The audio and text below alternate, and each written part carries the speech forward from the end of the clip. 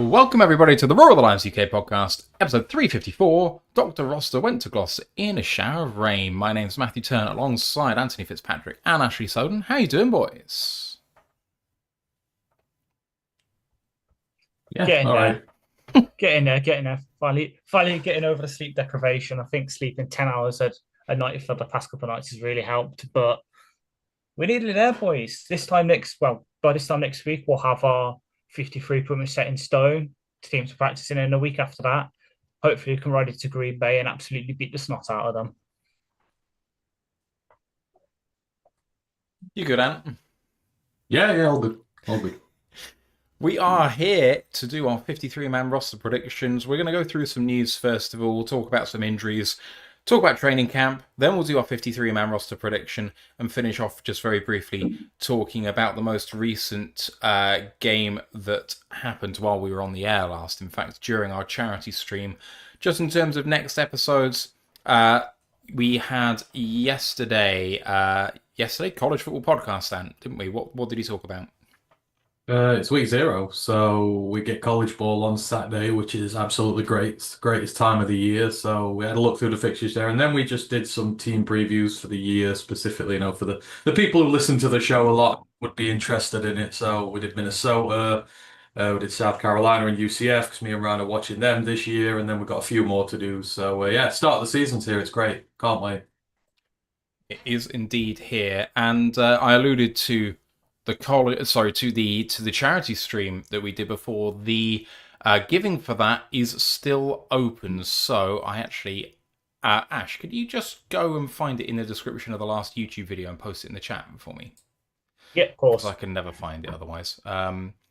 Yeah, so actually, no, it's there. It's there already. I've got it. So in the YouTube description, we've got a little tip jar. Every penny of that is going to charity. It's going to be split between Maggie's Cancer Charity and Habitat for Humanity of Michigan. That's going to be open until Sunday by request of our viewers and listeners. So if you want to get on that wagon, we're still counting upwards. We're at 1,088.71 cents. I think that's a terrific effort that we've made. I'm still not over it. I'm still not sleeping very well.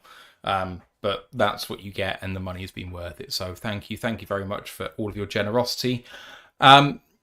Just to finish off the preamble, do join our Discord channel. We're like we said, we're only a week and a half away from the season or so it's a great time to come and join us there. And if you'd like to be part of a fantasy league, we are recruiting for an NFL fantasy league, so you can do that there on our channel too. Otherwise, lots of other discussion on all sports, college, NFL, and life in general. We are part of Lions Nation Unite, Herman Wars project to bring the best of 9 content creators together. I know that Ant goes around the houses making guest appearances on pretty much all of their shows, including were you on Dan's earlier today? Tuesdays. There we go. And otherwise, Twitch affiliated and YouTube monetized. So if you want to give some money to us in the interim, then you can do that on super chats and subscriptions. And we've got channel subs now on YouTube too, if you're not a part of that. So get involved. Right. News. Aidan Hutchinson has talked about his contract extension, says he's been hands-off in the process, says he doesn't want to lose his love of the game because he's worrying about business. And otherwise, Lions legend Robert Paschal, who, if you've not done one of our quizzes before, you may not know that Robert Paschal is the holder of the Lions franchise sack record. He was present for joint practices today against the Texans, and Dan Campbell, I believe, said that he was honoured to meet him in person. In terms of injuries, Hassanin suffered a pec injury against the Dolphins. He's posted that he won't need surgery, but no update has been given by the team thus far.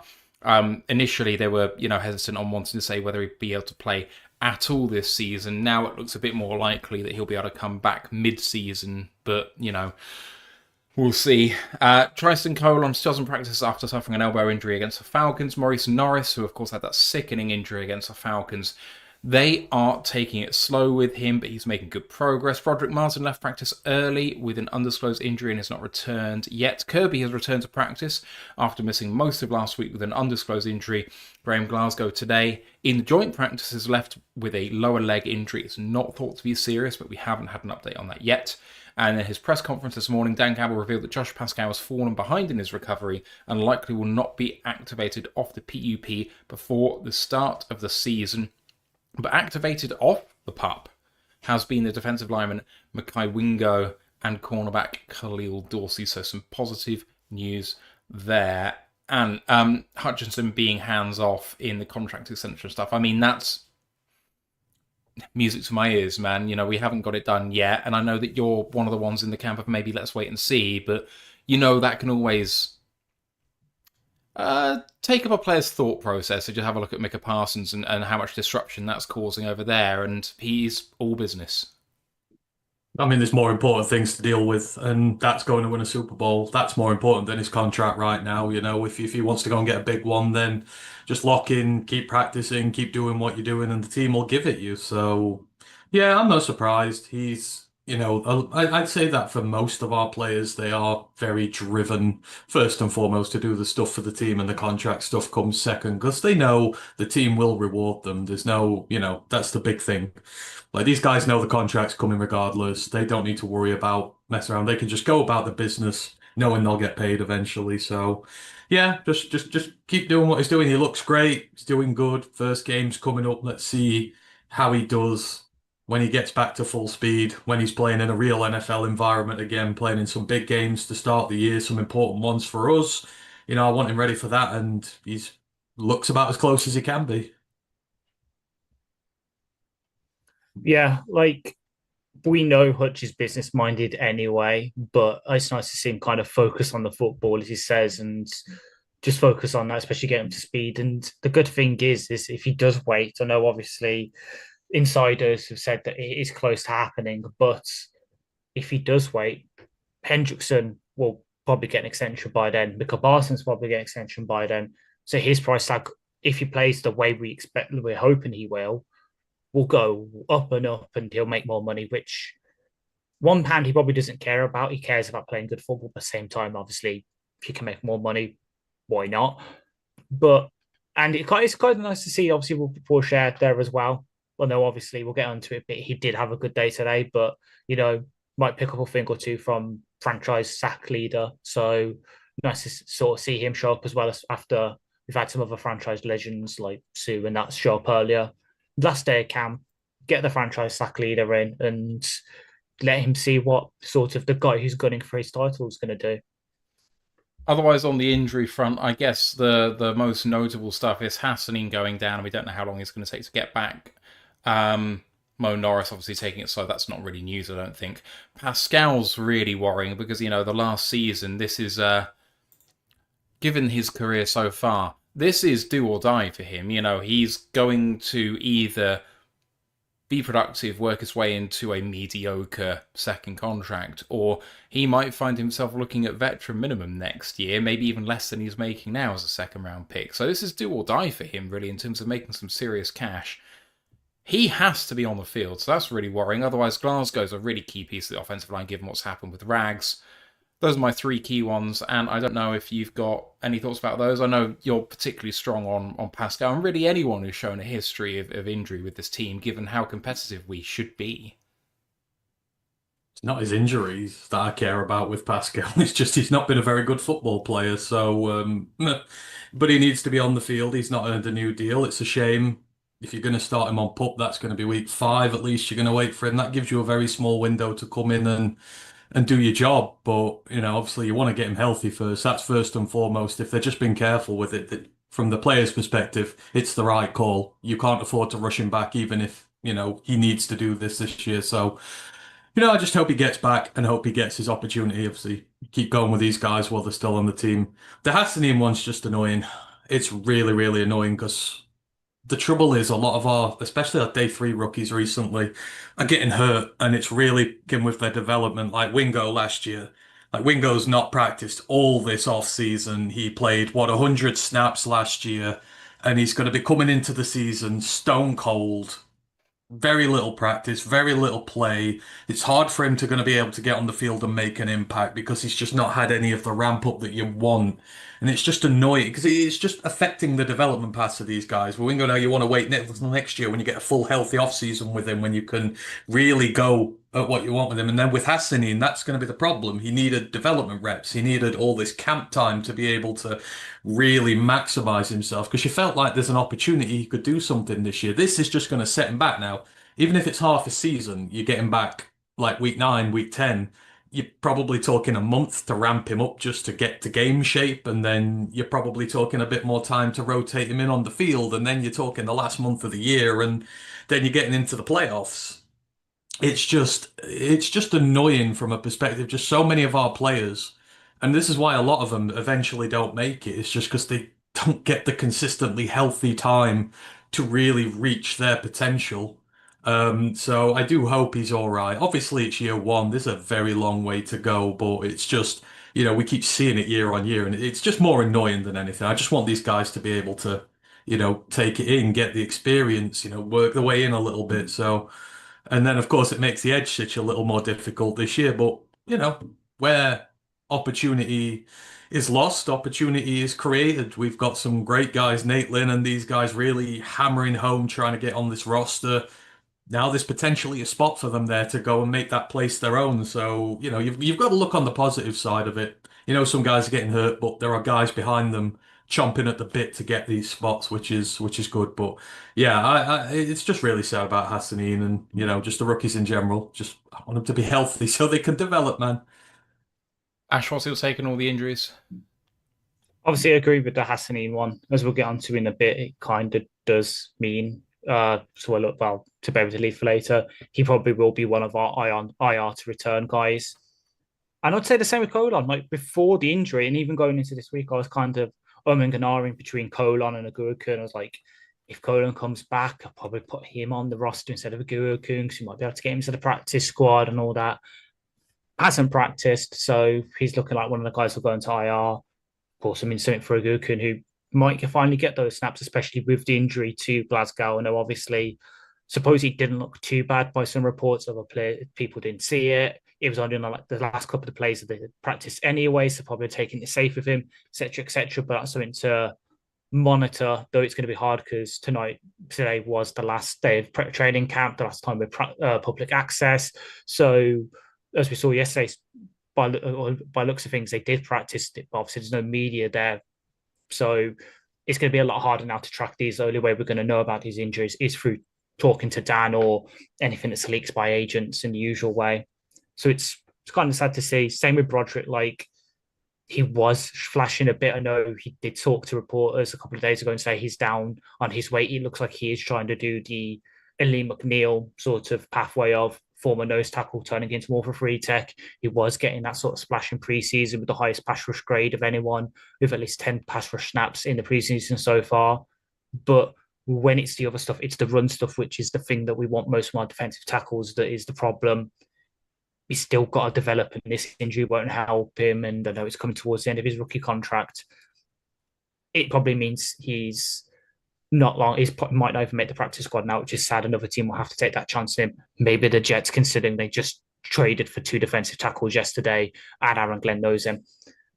With Paschal, yeah, it's sad. Like, I disagree that he hasn't been a good football player. Like, he is right now, based on what the team wants him to do and the role he plays, he's a league average starter. Like, you look around the league and you look at some of the guys who might be starting for teams, not even rotational, which is Paschal will be behind Davenport and Hutch. Would you rather Josh Paschal or Will McDonald, Josh Paschal or Alex Wright, who's starting opposite Miles Garrett right now for the Browns, Joseph Asai opposite Trey Hendrickson? The list goes on. Right now, there's a load of teams who would love to have a Josh Paschal just because, while he does not get you the sacks, he's a good pan crusher and he's a good run defender on the edge, which is what this team wants opposite of Hutchinson. And he also gives you the interior flexibility that on NASCAR packages, on third downs, you can slide inside to the free tech 4-eye role and have a designated pass rusher like a Nate Lynn, or it used to be James Houston that plays that kind of role, or Derek Barnes on sort of base downs. His sort of versatility to play anywhere from that. He can even play a bit of nose tackle and one tech all the way out to playing the sort of big end role. The team likes that. It's just a shame that he did come into the league injured and he hasn't been able to stay consistently healthy. But when he's played, he has looked good. Like, I remember last year when he came in relief for Davenport and he got the most pressures in that Cardinals game, more than Aiden Hutchinson.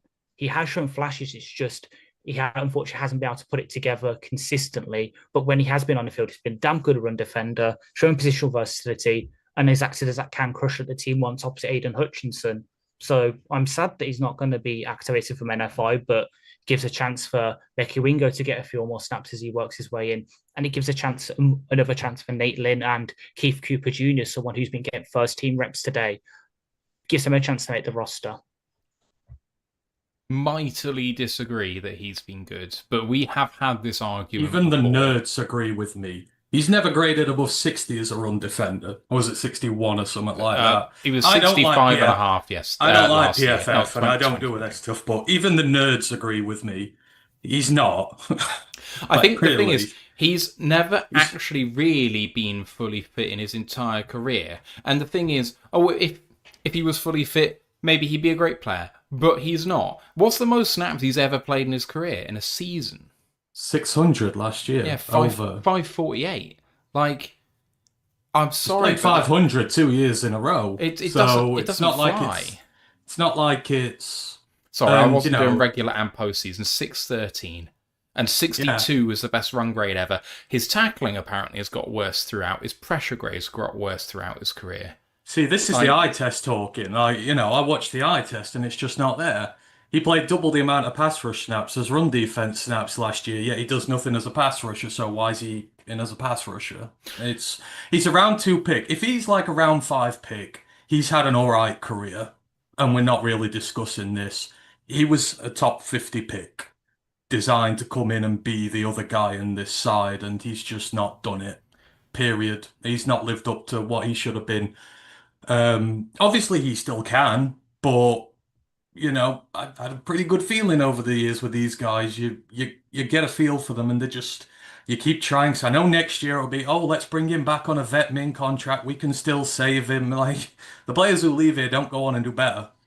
Like, there's very little example of it. So, he's got to play in very well this year. There's no excuses. He's played plenty of snaps. He just doesn't do his job very well. That's why we're still looking. That's why we've got a cropped up Marcus Davenport playing 2 for us. And even despite the fact he gets injured all the time, he's still there. Well, and actually, I think Wingo is probably drafted to be insurance for Paschal because he's not on the field. That's why he's here. I'm sorry we're piling on, Ash, but it just appears to me to be the more egregious thing that you said. Because I do disagree. He has done his job. Like, yeah, he doesn't get the sacks.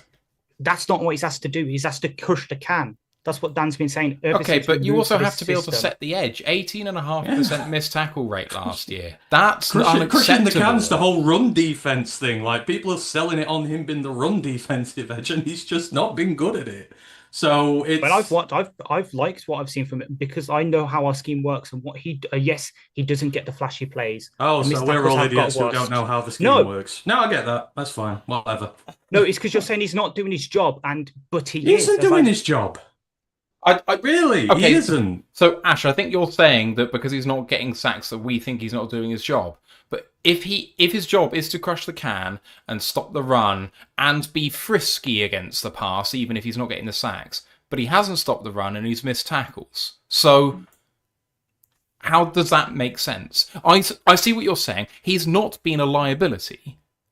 But he's not been good at his job either. He has at best been slightly below average, if not worse than that. And he's been irregular in actually playing because of his injury problems. So he's unreliable and he's average at best, if not slightly worse than that, in the bit in which you're saying he's meant to be doing.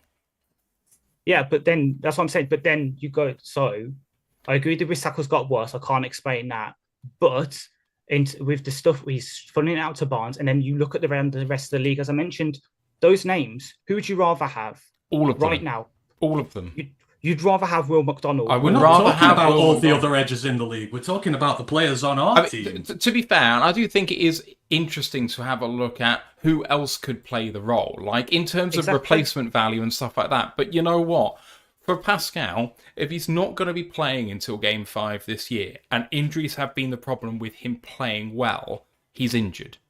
So what are you going to get out of him for the rest of the season? You can't just come in Week 5 and expect him to be good. If anything, he has really struggled coming off injury. I remember the last time he came off injury, he missed setting the edge and actually let a quarterback escape, and I was having a go because it's like, that this is your job and you need to keep contained. And we were having back and forth because you were saying, yes, but he's injured and you can't expect him to do too much in this because, that's spring in his step and he doesn't have that. And it's like, at this point, that is an excuse. Maybe then I don't kind of care anymore. If we're not going to be re-signing him at the end of the year and we can't expect him to play well for the rest of the year because he's dinged up again, moving on seems like a reasonable choice. But then the question is who replaces him, and that's where your follow-up comes in. But anyone who is on the field week 1 would be an improvement because he's not going to be.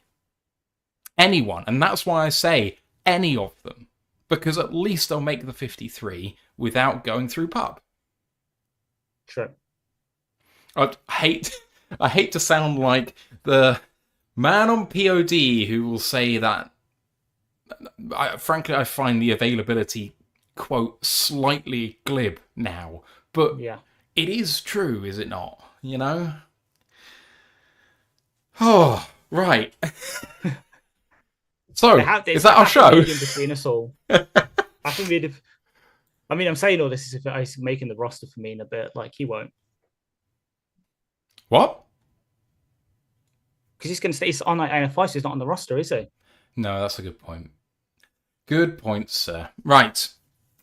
Let's speak very briefly about joint practices. It was the last day of Lions-only camp on Tuesday, some drills and then some intra-team scrimmage. And then Thursday, today, was the only joint practice with the Texans. It was the last day of training camp today. By the sounds of things, and it looked like the Lions had more of a match in the Texans than they did in the Dolphins. Some back and forth. Heard that Goff got picked off when he tried to throw a no-look pass. But it looks like the Lions' DPs were extremely competitive with Stroud and that offense, which, the O-line isn't fantastic, but is pretty high-powered in terms of weapons. Nico Collins is no slouch out there. Sounds like Terry and Arnold's had a fantastic day. Overall, I think the news is pretty positive against another team which, with fairness to the Dolphins, Texans are probably bound for the playoffs and the Lions have held up. I mean, I'm going to be honest. Those Dolphin scrimmages were a waste of time. A complete waste of time. I would rather have done 2 days against the Texans when, yes, it's great to see the team dominate, but I would rather a team who can kick our ass so that the next day we come back and kick their ass. And that's how you build a better team. Like the reason we've seen, like how many years have we heard about Hutch and Sewell? Like they kick each other's ass every single day. It's not Hutch is going up against some in UDFA FCS tackle out there and just ruining him every day. That does no good for him. Going up against Sewell does. This scrimmage today seems to have been a lot better for the fact that they fought back and we had some issues. And when you discover these issues in these scrimmages, that's when you can go fix them. Like if there's a player who's doing something a bit wrong, if you come up against more scheme, what you're going to see in the season. Do we have a problem with this play, that play, whatever? And, did this guy cook us? Apparently Nico Collins had a really good day. So there's a lot of tape there for the DBs to have a look at and go, why did we struggle against him in portions, And it just, for me, it's a lot better today. I'd rather have that level of competitiveness, and I'm disappointed we've only got the 1 day against them. Because last week was a waste of time. So I'm glad what I've seen. We've seen some really positive aspects. JMO still seems to be like a man on fire. Amon Ross doing really well still.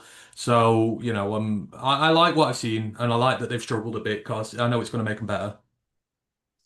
Yeah, like the Dolphins definitely had aspects of why we did the joint practice with them, but I agree it should have been 2 days against the Texans, 1 against the Dolphins. So the Dolphins, it's the speed, it's the kind of Shanahan scheme that we're going to be playing a lot of the time.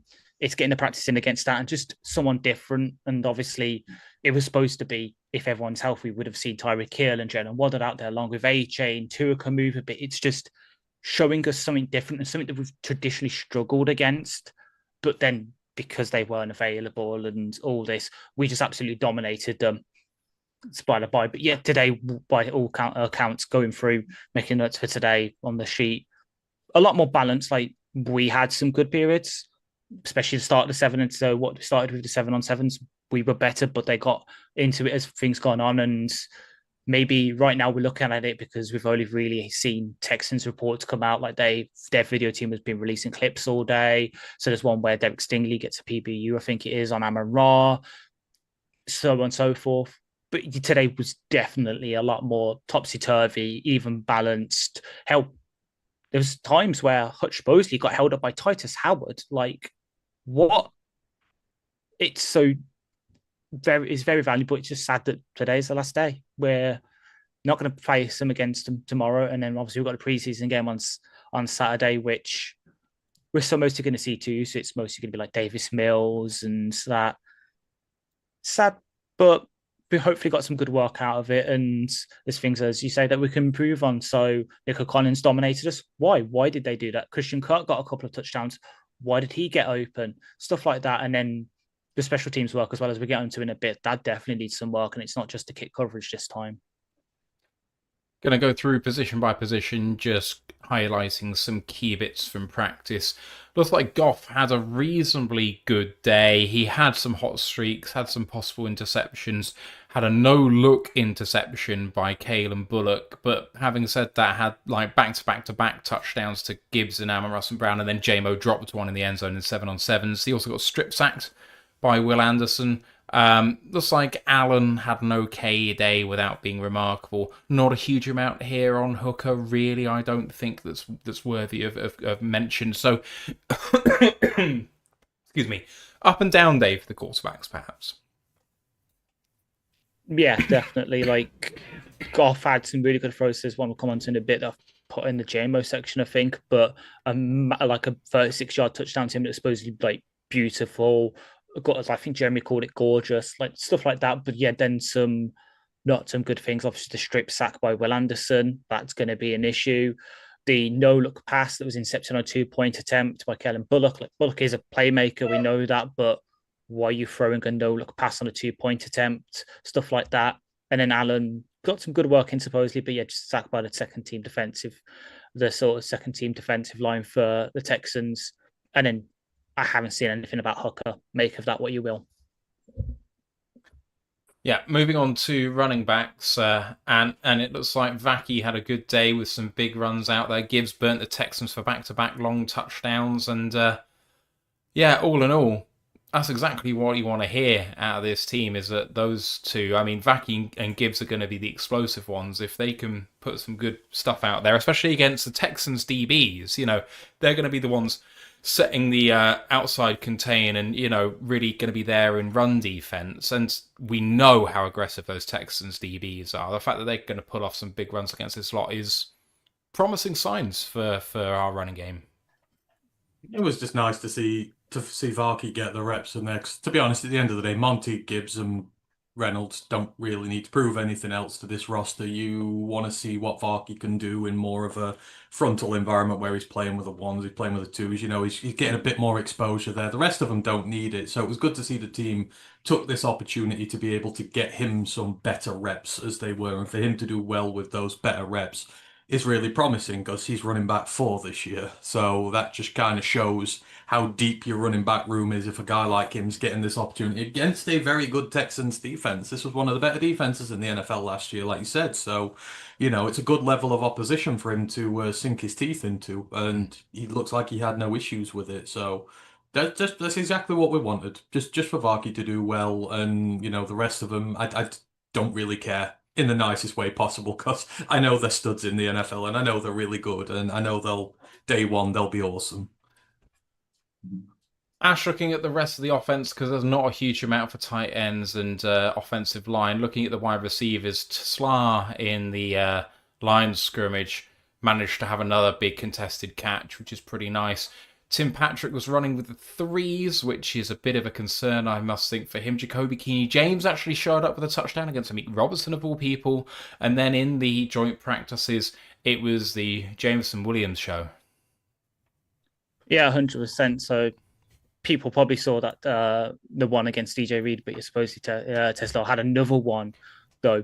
Obviously, the big one taken away from the clip that we saw on social media is Tesla's running with the ones, because you would not be facing up against DJ Reed usually unless it's with the ones. Patrick with the threes. I know when I saw that, I put in our Discord, like, does this mean Tesla's passing him on the depth chart? But per Jeremy and Eric on their mailbag yesterday, it's more they're just trying to get Patrick reps with the quarterbacks just to get him going, because it's usually been Khalif in the ones. If there's 3 wide receiver sets, make of that what you will. But yeah, today JMO just beating up on people. I know he got locked up by Lassiter in the end zone on the sort of last play of the 2-minute drill, which meant that they had set for a field goal, but so did the Texans, spoiler alert. But then beating Derek Stingley, who's seen as one of the best corners in the league, and an Arthur Mallet for deep for 36-yard touchdown. Good throw from Goff, but the fact he's able to do that, sort of get himself open and make that catch when before he might have dropped it. So I did put in the game on Tuesday where they did all like these mini scrimmages. He did have a couple of drops which weren't that great, and then he did drop the one from Goff today in the 7-on-7s. But it's nice to see he's got that ability now to bounce back from it. As I said, dropped the touchdown earlier in the day, absolutely beat Derek Stingley, one of the best corners in the league, for a massive touchdown. Nice sort of bounce back ability that we want from him, when before he might have let that drop snowball into a really bad day for himself. He's kind of got that memory of a goldfish now we want from him. Well, you dropped it, that's fine. Next play, just go and do your best, and he does. Looking over to the defense, and I don't know about all of this. So Pass rush got to Stroud early, but allowed him to rush for a touchdown.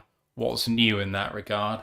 But otherwise, Tyreek almost got a sack on Stroud, which is good to hear. Tyreek and Davenport get pressure, leading to an Amit pick.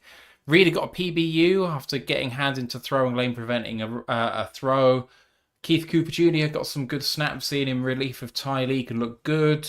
And then just turning to the linebackers, Barnes looked like he had a good day, creating a load of pressure, but then beaten by Damian Pierce for a touchdown because he got lost in coverage. Anzalone was apparently Riz's player of the day. He got PBU, destroyed a bootleg, and then took away primary read in the red zone 7-on-7s. But Jack Campbell apparently didn't have his best day. So a load of up and downs, but this is exactly what you need to see at this time. Yeah. I wouldn't expect that. I'm not worried about anybody as a result of this, or not too high on anyone as a result of this. I say it was just a very competitive day, and it was good to see the D-line sort of having a go at it, getting to Stroud a bit, because there aren't many natural pass rushers in there, and you kind of want to see some of them take a step forward in that regard. So to see them getting some pressure on him is good. And then, yeah, say with the linebackers, anyone who doubts what Anzo means to this team will hopefully now be back in their place. We're a much poorer unit without him, and as we saw today, Jack is not the finished article just yet, and it is very unfair to call Jack the finished article. Like, he's a rookie still; he's going to have his ups and downs, and having Anzo in that room with him is absolutely critical. So, you know, it's just a very competitive practice I enjoyed, but at the end of the day, yeah, seeing Anzo do that well, and for him to be this committed to the cause still, despite the fact that, you know, some could say they've done him dirty with this deal and they've not done it properly. He's still been a professional. He's still given it his all. For me, that's the big takeaway. I'm glad that he is the guy that we know he is, and it's not affecting his performance. But outside of that, yeah, mixed bag, but I don't mind. Ash, turning to the DBs, looks like it was a rough day on Tuesday in the Detroit on Detroit stuff, with Arnold beaten a lot by Amon-Ra St. Brown, but to be honest, who isn't getting beaten by Amon-Ra at the moment? But then looking into the joint practices, what else did we have? Terry and Arnold had a big PBU against Nico Collins. Amit picked off Stroud. Luke Baku had a tip drill interception from Davis Mills. We otherwise then have Reed and Robertson missed a switch on 7-on-7s for an easy touchdown to Collins. Arnold got beaten by Kirk for a touchdown. Rough days for Alan George and DJ Miller. So looks like the depth had a bad day, and then kind of up and down from the starters. Yeah, 100%. So that missed switch on 7-on-7s, that's not good. That's communication stuff. Reed, got to bear in mind, he's a free agent here. They might still just be getting used to each other. So we'll allow it. But it's nice to see that we are getting those sort of hands-on balls, because that's kind of been the issue so far in preseason, is we haven't really been forcing those turnovers. Just think back to the Dolphins game where like, if we didn't have a PBU, half the time it was a dropped interception anyway, but the other times that weren't getting our hands on the ball, they were completing it. So it's nice to see we are sort of forcing those like PBUs as turnovers now, even if it's like tip drill thing off Davis Mills. And then the other stuff, it happens, like TA beating for Christian Kirk on the back corner TD. Well, Christian Kirk's in the slot, Arnold's an outside corner, so it's probably just that Kirk's come into his area coverage behind him. He hasn't seen him, and it's a back corner thing from Stroud. A good throw from him, good play from them. Not really too upset about sort of giving up those touchdowns because we're going to their high-powered offense. Like, we're going to give up stuff, and it's all learning now. Arnold knows to sort of keep one eye in the back of his head, kind of think, oh, is anyone come behind me? Do I need to step back and cover them and let someone else come forward and get my guy? Little stuff that's technique-wise in the end zone that we're going to pick up on and improve on. And looking at the safeties, I said DBs, and then I didn't go on to safeties. And Kennelly, I should say, looks like he got some work with the 2s and the 1s. Hallett also got some work in rotation in there too. Branch got some sacks, which is nice to see in the lines on line stuff on Tuesday. Then moving on to the joint practices. Kirby pricked off Strauss. Maddox got an interception in a red zone drill. Kennelly kind of coverage was really good on that. And then the second team rep was also good for Kennelly, that he had some good coverage stuff. Rock Ya-Sin filled in for Kirby when he was sitting out. Branch and Stroud apparently were very chirpy with each other during the practice. It's competitive, but not a huge amount of negatives in there. No, the safety room's going to be a heartbreaker come roster cut day because, you know, there are some guys who have just absolutely put the work into this and they've done everything that can physically be asked of them. And now the question is, have they done enough? You know, while I do like having the roster mostly settled when it comes to cut down day, I must admit I do miss the early days when some of these undrafted free agent guys could come fight their way in and made a name for themselves here and got these spots on the roster. So I really want to see some of these guys come with us, and it just goes to show that even the starters. I know Branch and Kirby and everyone know that they're safe here, but they're still getting pushed by the depth because the depth's playing well, and that makes everybody better. So, yeah, it's gonna be tough when it comes to this, and for me, I'm just gonna take them all with me because I love them that much. But and then Branch. Oh my, he is going to be my favorite player of all time, I think, when he's said and done. He's just, he chirps, he knows everything. I know that him and CJ know each other from high school, so that's probably why they're chirping one another there. They've played one another quite a lot of times. Yeah, he's just, man, is it a stretch to say he might be like a top 10 player in the NFL, period? I think he's going to be. I've got that much hope for him. I can't wait to see him play again. Yeah, he's an exciting kid. I love it. Just a little bit of special teams to finish off. Dorsey whiffed on a kick return blocking rep, and Stewart fumbled a kick return rep fumble forced by special teams ace. I cannot say that name, man. I know how to say it in my head, but I can't say it. Ogunbowale. Pretty much, yeah. I'll take it. Yeah. Again, as I mentioned earlier, special teams, man. I've been saying, like, what's been all 3 preseason games so far. I've been burning back the kick coverage, and I know Dorsey's just coming off his injury. He's only just been activated off PUP, horrific leg injury and that. But when his calling card is his special teams, and he's supposedly called, I think it was Jeremy and Eric said it on the mailbag for POD yesterday, he's gone straight in as first team gunner. So it's him and Tesla now. Spoiler alert for a bit later when we're discussing the roster. Bit concerning that he's whiffing on that and he hasn't jumped in initially, because that's why he's on the roster, to be a depth corner and be a special teams ace. And if he's not doing that, well, maybe his spot might be in jeopardy for someone else. And then for sure, fumbling the kick return rep. I know the team wants to do it. Like Fit mentioned it in his thing, that it's something he saw on tape and he wants to do it because it gives us a little edge in the kick return game. Because what do? Do you kick it to Varkey, who's got the strength to run through you and the speed, or do you kick it to Sherrod, who, if he breaks through a tackle, yeah, he might not be the fastest guy, but he can truck through you. Teams are just going to keep it to Sherrod because now he obviously had the fumble in the first kick return against the Chargers in the Hall of Fame game. He's now fumbled one against the Texans. Teams are going to be singling him out, so he's got to buckle up and get better at it, or it's going to be the Varking Craig Reynolds show back there, and he's just going to have to fit in somewhere else on the kick return team. Not good. There's a reason why linebackers don't return kicks. They are not good with a football in their hand. They're good at punching footballs out. They're not natural ball carriers. DBs can do it because they are, and a lot of them have played receiver at some point in their life. Stop it. Stop giving the big middle linebacker the ball to return. He moves like a fucking ocean tanker. It's terrible. Stop it, Fip. Like, you could be too clever sometimes. Let Varkey do. Varkey needs a role on this team this year. Like, he ain't going to be running it much. Let him do something on this team. Stop trying to be too clever for your own good. Second that. All right, we're going to move over to our main portion of the show, which is a 53-man roster predictions, and I'm going to bring up something on the screen in order to help me do that. So, for people on YouTube and Twitch, just bear with me as I do... Well, that hasn't helped at all. Let's muck about with that a minute. Oh, that kind of worked quite well. Okay, awesome.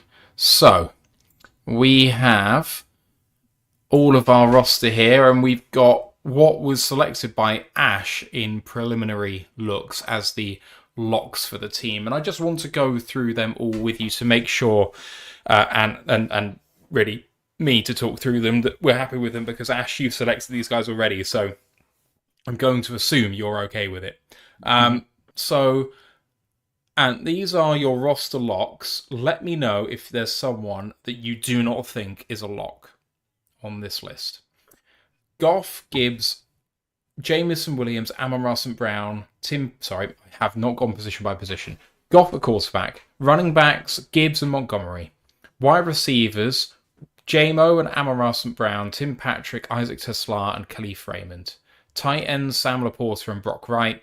And then the starting five on the offensive line: Decker, Mahogany, Glasgow, Rowledge, Sewell. Anyone there that you're not happy with as being an absolute lock? There's one of them that I've only got him in by process of there been a last man on my spot, but he'll probably go. But we'll discuss it when we get round to it. There's one I don't think will go, potentially. That's a tease. All right. On the defense, we've got the starting defensive line of Hutchinson, Reeder, Williams, and Davenport, and no one else. At the linebacker positions, we've got the starting linebackers of Anzalone, Campbell, and Barnes. And then we've got the starting outside corners, Arnold and Reed, starting nickel, Robertson, starting safeties, Joseph and Branch, and then the special teamers, Bates, Fox, and Hatton. Those are 30 players. And anyone there that you're not happy with? I'm going, is this defense? Defense, yeah. I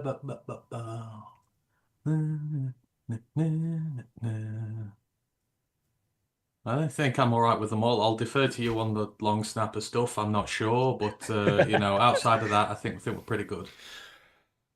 It's going to be one of those days. I am happy with all of those players. So let's...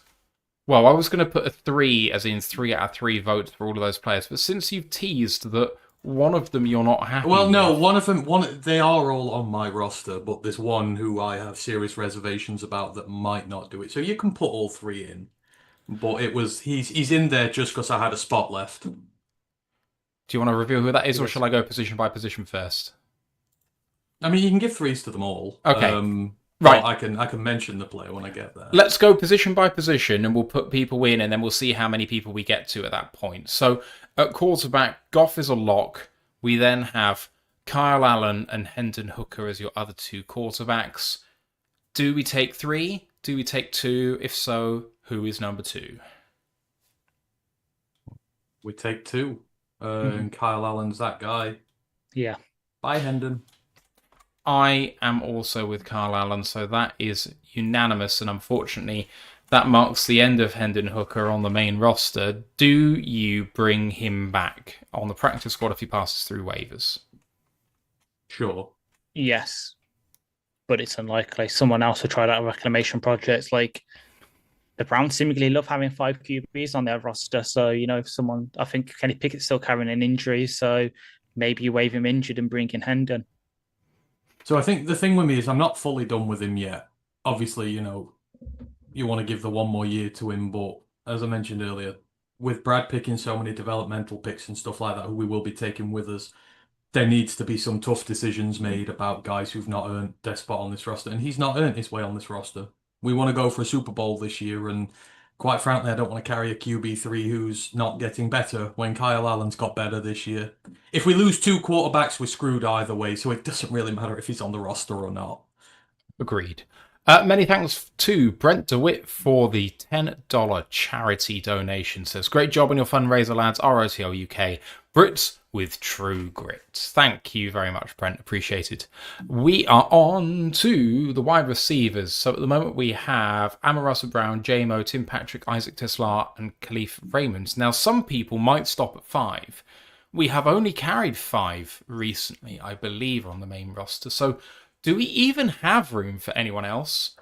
Who are you guys going for? The remaining players are Dominic Lovett, draft pick, and then Jackson Meeks as a UDFA, and then Ronnie Bell, Tom Kennedy, Malik Taylor otherwise. Who is in and who is out? Starting with you, Ash.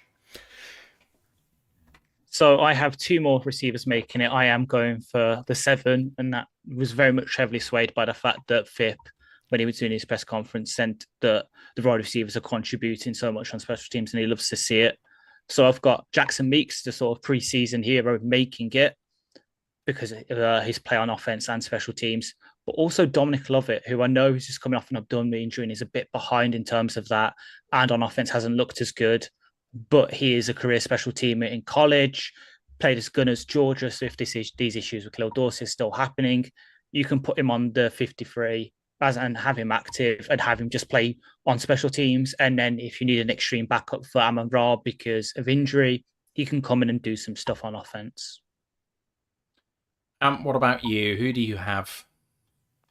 So I've got 6, and this is where my one who might not make it comes in. So this is I was going to take 5, and this was my order of which I was going to take them. I was going to take Amon Ross St. Brown, Jameson Williams, Khalif Raymond, Isaac Teslar, then Jackson Meeks.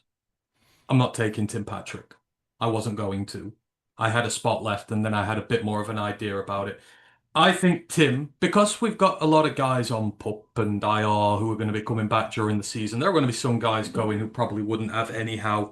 For me, with Tesla showing the improvement he has, so I'm not expecting big things right away. With Jackson Meeks doing very well. Jackson Meeks plays on the outside, got the build to play on the outside. Tim Patrick's all right there for now. But when the likes of Ali McNeil and Rodrigo and that start coming back and we start struggling for places on the roster, what I'm hoping when we're about halfway through the season is Tesla starting to see the field a bit more, starting to feel confident at the level. We give Meeks a nice look into that team as well. We've got a couple of options on the boundary for us instead of Patrick. Then we let Patrick go. Quite frankly, he's not going to be here next year, and I need 400 yards to replace him. I can get 400 yards out of Isaac Tesla and Jackson Meeks this year, and I would feel quite happy doing that.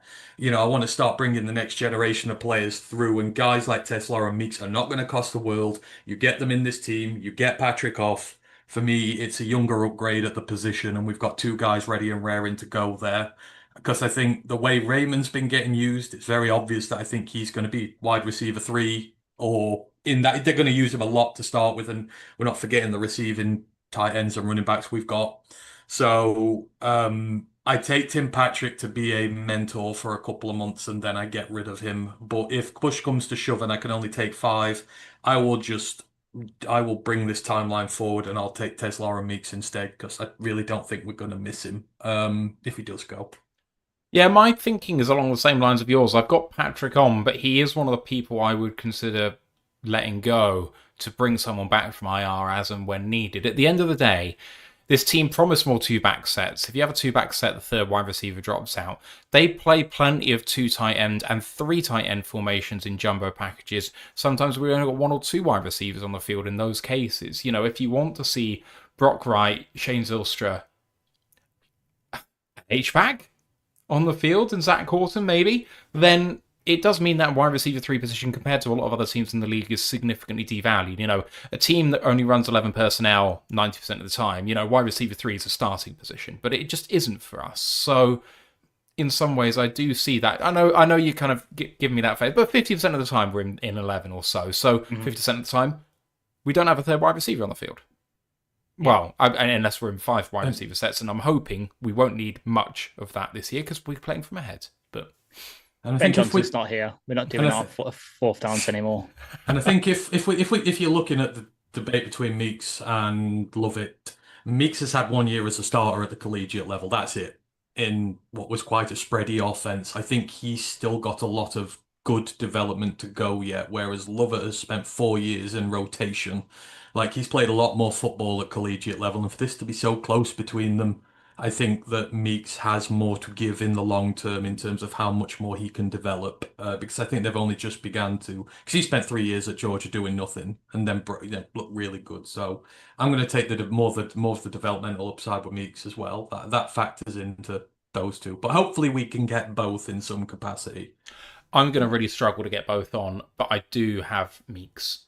I don't have. I mean, Lovett. one in the practice squad. Like, hopefully we get both of them back here. Yes. One on the 53, one on the practice squad. But yeah, I have Meeks and I have Lovett out for now, and I have Patrick in, but we'll see what happens with that. So no votes at all for. Why did I skip running backs entirely? I have no idea. I'm so sorry. I'll come back to that now. So no votes at all for Tom Kennedy, Ronnie Bell, and Malik Taylor. Sorry, boys. Running backs, we have Jameer Gibbs and David Montgomery in as locks. Then we have Craig Reynolds, Sione Vaki, Jacob Saylors, and Dion Jackson. Worth mentioning that Saylors has had a terrific camp when he's been around. Obviously had a very good couple of games in preseason as well. Starting this time with Anne. Who do you have going? Do you have 3 running backs? Do you have 4? Do you have, if you count Zach Horton, do you have 5? I don't know how many you're going with here. I've got 4. I feel like this is very easy. I've got Montgomery, I've got Gibbs, I've got Reynolds, I've got Varkey, I've got Zach Zenner. Oh wait, shit, no, not 2025, not 2015. Wrong year. No, I've got 4. I think this is very easy. I don't think there's any. Unfortunately for us, most of the good competition coming out the UDFA pool has gotten hurt, and no one's really. I know that Sailors has had a look, and I think he's done well, but I don't think he's had the time to do well enough to knock one of these 4 off the team. It would absolutely stun me. So, no, I'm taking 4. I will just say though, it might not be the end of a certain player here in my team, but I've got the 4 there. Ash, do you agree? Yeah, I agree. As Sailors, I've got, because I also did some practice squad people. I've got him making my practice squad, but it's the 4. It's pretty much always been those 4 since camp opened. I think it's one of those spots that just was easy. Like the only things people were fighting for was practice squad spot. Sellers makes the practice squad, but you've got the 2 starters. You've got Craig Reynolds, who's just missed consistent running back 3, and then running back 4. You've got a special teams monster with side offense. It's plain and simple.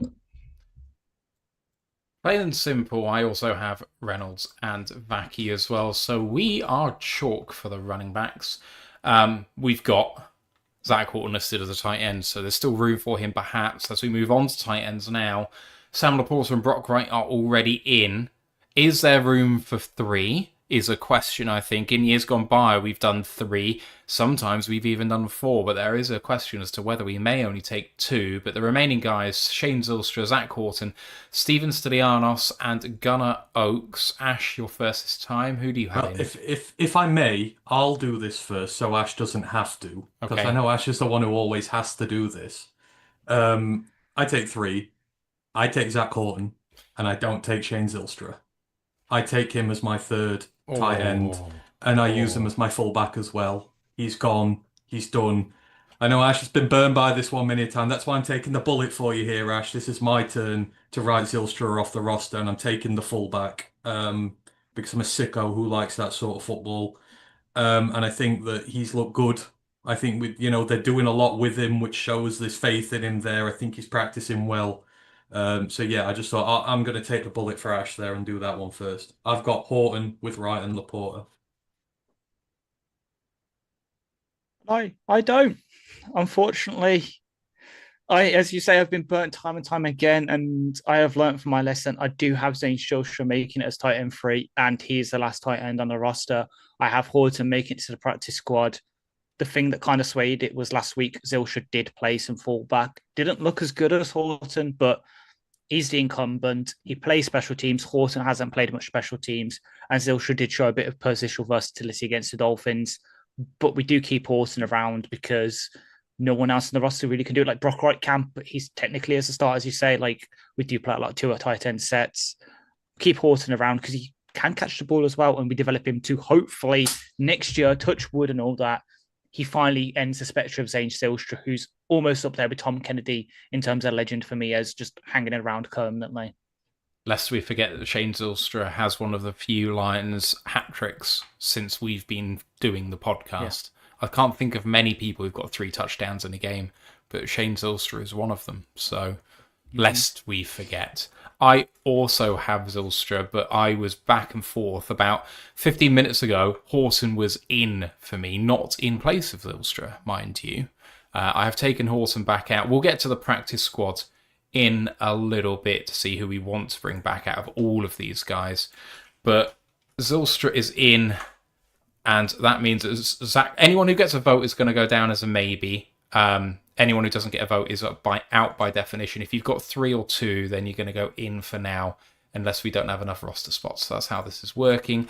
You are obviously to see the lovely graphic if you're watching us live. Right. I'm going to go position by position for the offensive lineman as well. So in terms of centres, I'll start with, we have Graham Glasgow starting. That's a lock. The 2 backups are Kingsley Aguakin and Tristan Colon. I'm taking Aguakin. I'm doing that. You know, they've invested a lot of time and effort into him, and he's still got a ways to go. But I think now is the time to bring him up. I think, you know, he's looking better. You know, he still has his inconsistent parts, but like he's a UDFA. Like he's going to have inconsistency, unfortunately, until he plays a bit. Hopefully, we get some nice big leads in some games. We can switch him out, bring him in, get him a little bit of game time. But more critically, like he has played a lot in preseason. There's been no botch snaps, no dodgy fumbles, no issues like that. Like the technical aspect of what you want at center is clean, and that's really important. And the fact he's got that nailed down.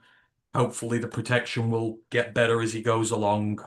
So I'm happy just taking a Aguakin behind Graham and leaving it at that, because obviously we've got Ratledge as well if the worst happens. So, yeah.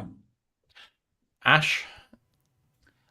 I also have us taking a Gherkin with Colon taking one of our IR spots with the elbow injury that's happened.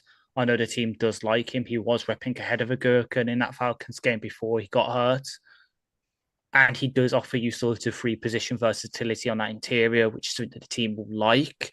So Gherkin is making it right now, but Colon gets the IR spot to hopefully later in the season come back and just be a backup on all 3 interior spots, extreme backup at centre and at guard. So just to qualify, is he someone you're putting on IR before roster cutdowns as one of the 2 to return? Or is he one of the ones who makes the initial 53 that you immediately put on IR as soon as roster cutdowns have happened? IR, so he one of the ones you do at cutdowns. At cutdowns, not after. So one of your not 2 that you get to designate to return. Yes. Interesting. Okay. I have Aguakin also making it. Is Colon that hurt? We have not heard any. He has not practiced since. We have not heard much about it. Okay. I think schematically they've kept Aguakin around for a long time now. Yeah. Which is what I think gives. I know Colon does have like a little leg up on him for bits he's already done, but I think in terms of how we play, they're obviously invested in Aguakin. And a lot of these guys who hang around on the practice squad for 1, 2, 3 years do eventually find their way up. So I think it's pointless to have kept him all this time if you're just going to kind of take someone off the street and replace him, unless he's been bad, but I don't think he's been too bad. And again, the technical side of it, he's got nailed down. So that's the most important thing. He's someone who could snap a ball cleanly. I'm going to leave Colon as out for now, just to see if there's more guys who we need to put on IR, but we'll keep it in mind as we go through. Would we think Colon wouldn't make it through waivers? Yeah, that's like, the concern I have, is I don't know whether... You can't put him through waivers if he's injured. I don't think you can. I think because you'd have to give him an injury designation. I guess the other way you could do it is you could put him on the 53, send a Aguakin down, put So again, Colon but on IR and then bring a Guacum back if you're confident you can get a Guacum back. I I think, don't. That's you yeah. don't think you can. That's the thing. So I don't want to risk it. I was considering doing it when I was doing my 53 to do some of the stuff that, again, I know Jeremy and Erica debated it, doing some of those roster shenanigans you can do with veterans. So, for example, Zylstra, we know we can pretty much agree to get back if we do that sort of handshakey deal because he's a veteran. Don't put him on the 53, only have 2 tight ends to open up, then have Colon and then do the whole IR thing. But I thought that was just too complicated, which is why, for me, Colon gets one of those sort of IR spots. I'm just saying now, whatever happens. I think we can discuss it as part of like Yeah. the more in-depth conversation without actually putting it in our numbers just for ease. But Yeah, exactly. I do think you can screw about. I don't think there's any doubt that Aguakin would make the practice squad and would get through waivers. I don't think anyone's claiming him. He was on the practice squad for all of last year, and no one claimed him. And frankly, he's not set the world alight in the preseason games. He's been bullied at times, especially by bigger defensive tackles. Yeah, he can snap the ball, but he's a bit of a conveyor belt, letting bigger defensive tackles go straight through him. So I don't feel. I've got to say, I don't feel. He's a UDFA in his second preseason, man. Oh like, yeah, on. no. Hey. I am not saying that I expect more from him, but I am saying it feels a bit weird for me to vote for him to be on the 53-man roster if I think him playing is a disaster. Because I do think him playing will be a disaster. I would look who's around him. Like, you're going to have Tate at right, and you've seen how good Tate works in tandem with it. You've seen Mahogany there. He's got two very technically good guards next to him, especially when it comes to combo blocking, etc. There are ways you can help him with the bigger defensive tackles in there. Like, we've got some good guys next to him, so I wouldn't have too many concerns. I don't think you're going to see him isolated one-on-one against, like, Kenny Clark or something like that. Like, you know, we will have ways to nullify that whilst he learns, and he needs reps. Like, he's not going to get better until he gets proper reps. So it's just something you've got to go through. It's a process you've got to go through. True. And then again, playing that sort of card that I did with Pascal, I know obviously it's kind of homers, and we've seen what can, and there's now preseason tape on him that is fairly good. And you look around the league. So, for example, the Bills right now, they have Cedric Van Prankgranger as their backup center, but he's hurt. So right now, their backup center right now is a UDFA. Same with the Dolphins, who we've just done joint practice against last week. They've got Aaron Brewer as their starting center. Their second string, according to our lads, is injured. So right now they're on Addison West, another UDFA.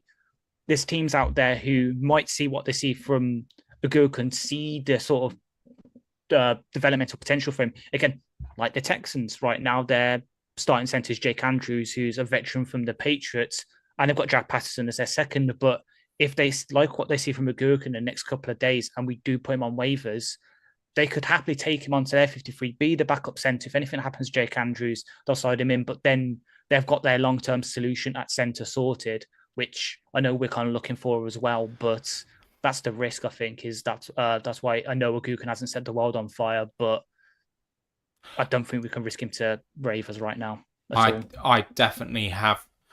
It's not that about risking him to waivers. I'm putting him in because I think he potentially is the best fit backup centre.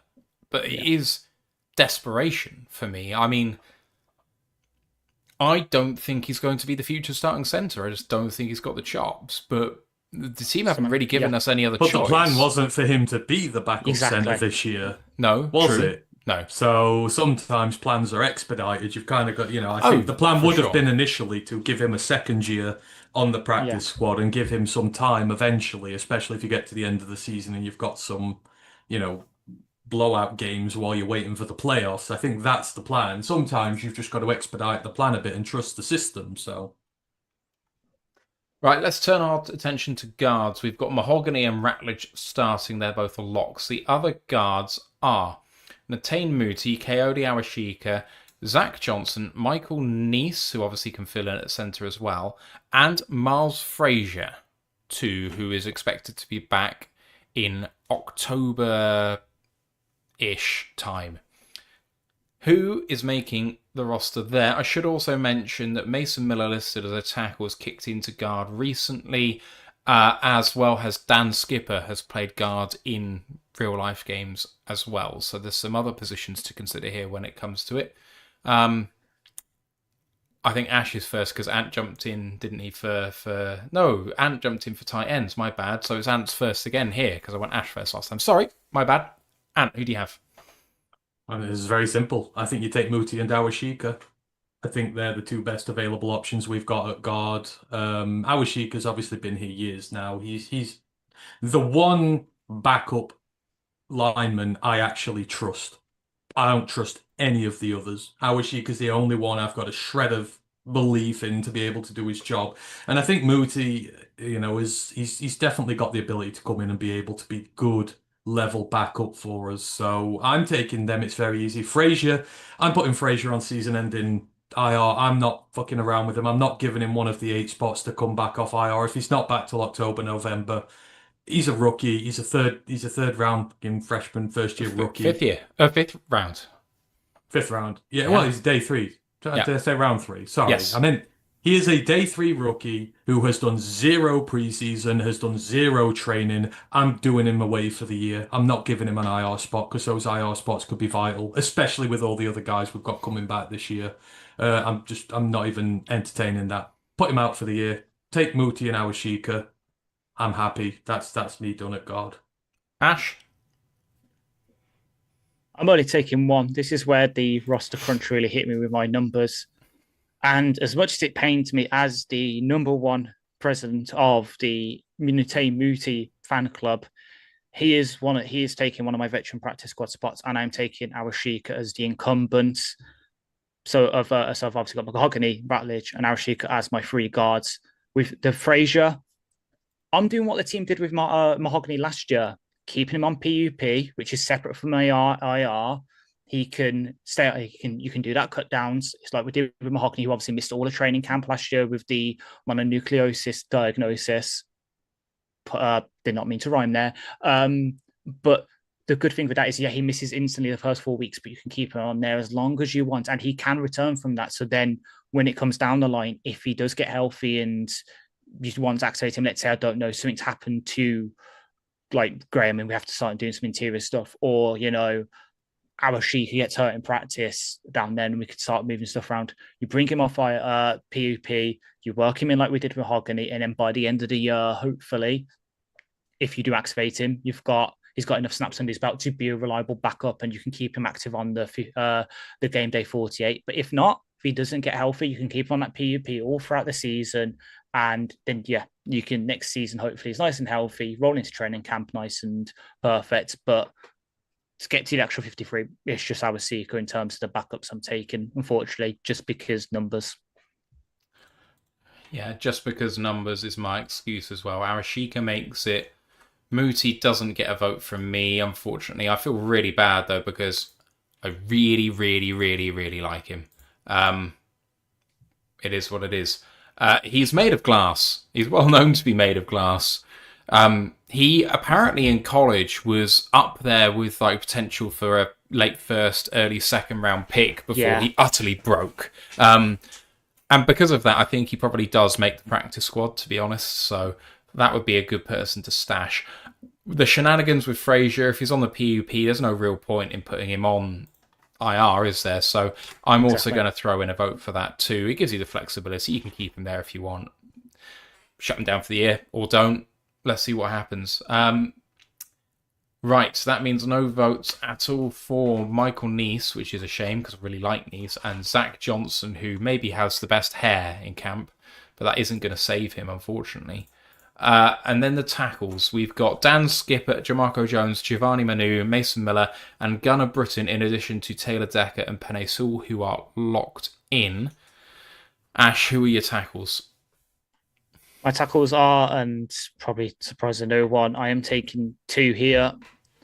We know the team's not going to let go of Manu as much as he needs development. I'm taking him. And then because of what he offers in terms of 6 offensive linemen, and he is seemingly the first backup up right now, I'm also taking Dan Skipper with Jamarco Jones again in this sort of conversation to be on the practice squad as one of the veteran roles, etc., like he was last year.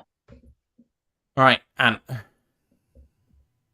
yeah, I'm taking Manu and Skipper, but Neither of them. I don't want to take either of them.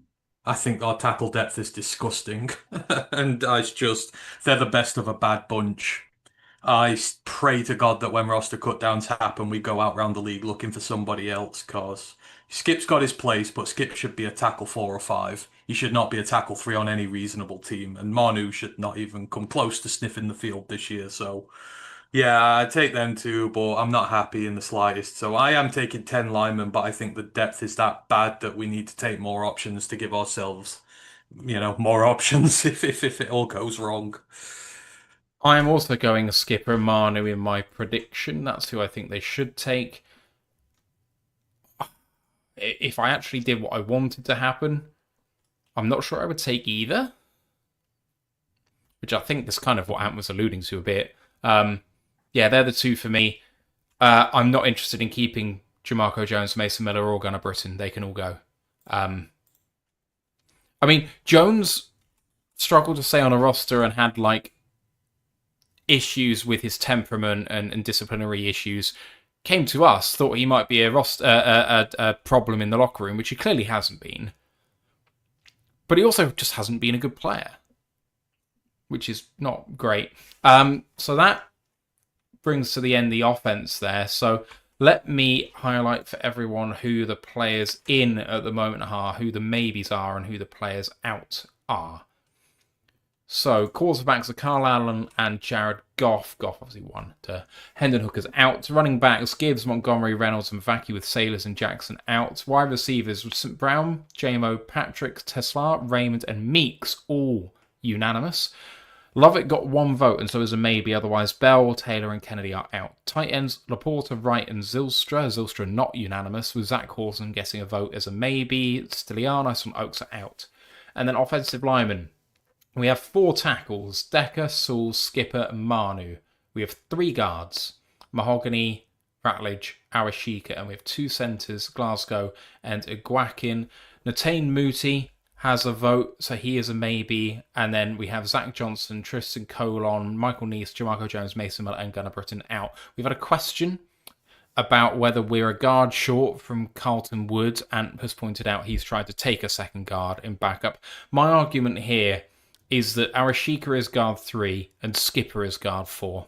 Skipper has done it for the Lions, and he has actually had player of the game before in the guard position, where I think, was he throwing up while Dan Campbell was no, that was a different game. Okay, so that was another game where Skipper did really well. Skipper came in 2-3 years ago. It was the game after when Logan Stenberg started at left guard and got the 0.0 pass blocking grade from PFF. Skip came in the next game and looks fairly decent. The game you're referring to is the game after, I think it was the game after the Colts game last year, where Skip had to play the entire game at left tackle because Decker was hurt, and so because he's not used to that, he was throwing up. All right. And plus, to build on what you were saying, Agurican's also been cross-training at guard in camp, so he's also an option at guard. So there's a couple of guys there. And again, if Golan comes back, he can also be a guard option, but also be a centre backup if we need. So Carl's just saying, you guys are only taking 9 offensive linemen. Man who's unplayable, you need 8 suited up on game day to qualify to take 48 instead of 47 players. I'm taking 10. Well, if we've got 1 unplayable, which leaves us with 8, and we need 8, that's good. We've got 8. Mm-hmm. I think you've answered your own question. But hey. So that's 39 chalk players now for us, with 3 maybes, and then Fraser making the PUP, which means we've got 14 more places to go in the backup defense. So here we go. Edge defenders. We're going to start with the chalk players are Hutchinson and Davenport. Actually, slightly surprised we didn't have Ant chime in with a "I'm not taking Davenport." Sorry, bad impression. The backups. Rude. The backups are Al-Qadim Mohammed, Ahmed Hassani, Nate Lynn, Isaac Ukwu, Mitchell Agude, and Josh Paschal, who, of course, we were talking about before. How many edge players are you taking, Ant? 4. Obviously, I'm taking Hutch. With deep regrets, I'm taking Davenport because we've got no one better. AQM, of course, is going to go. And I'm going to take Nate Lynn along as well. I think his performances over the last two training camps have very much been worthy of a spot on this roster at last. And out of the three, like him, Agude, Uku, those guys, I think he's been by far the most consistent. And obviously, Paschal ain't going to start at this point. Hassanin's down and done.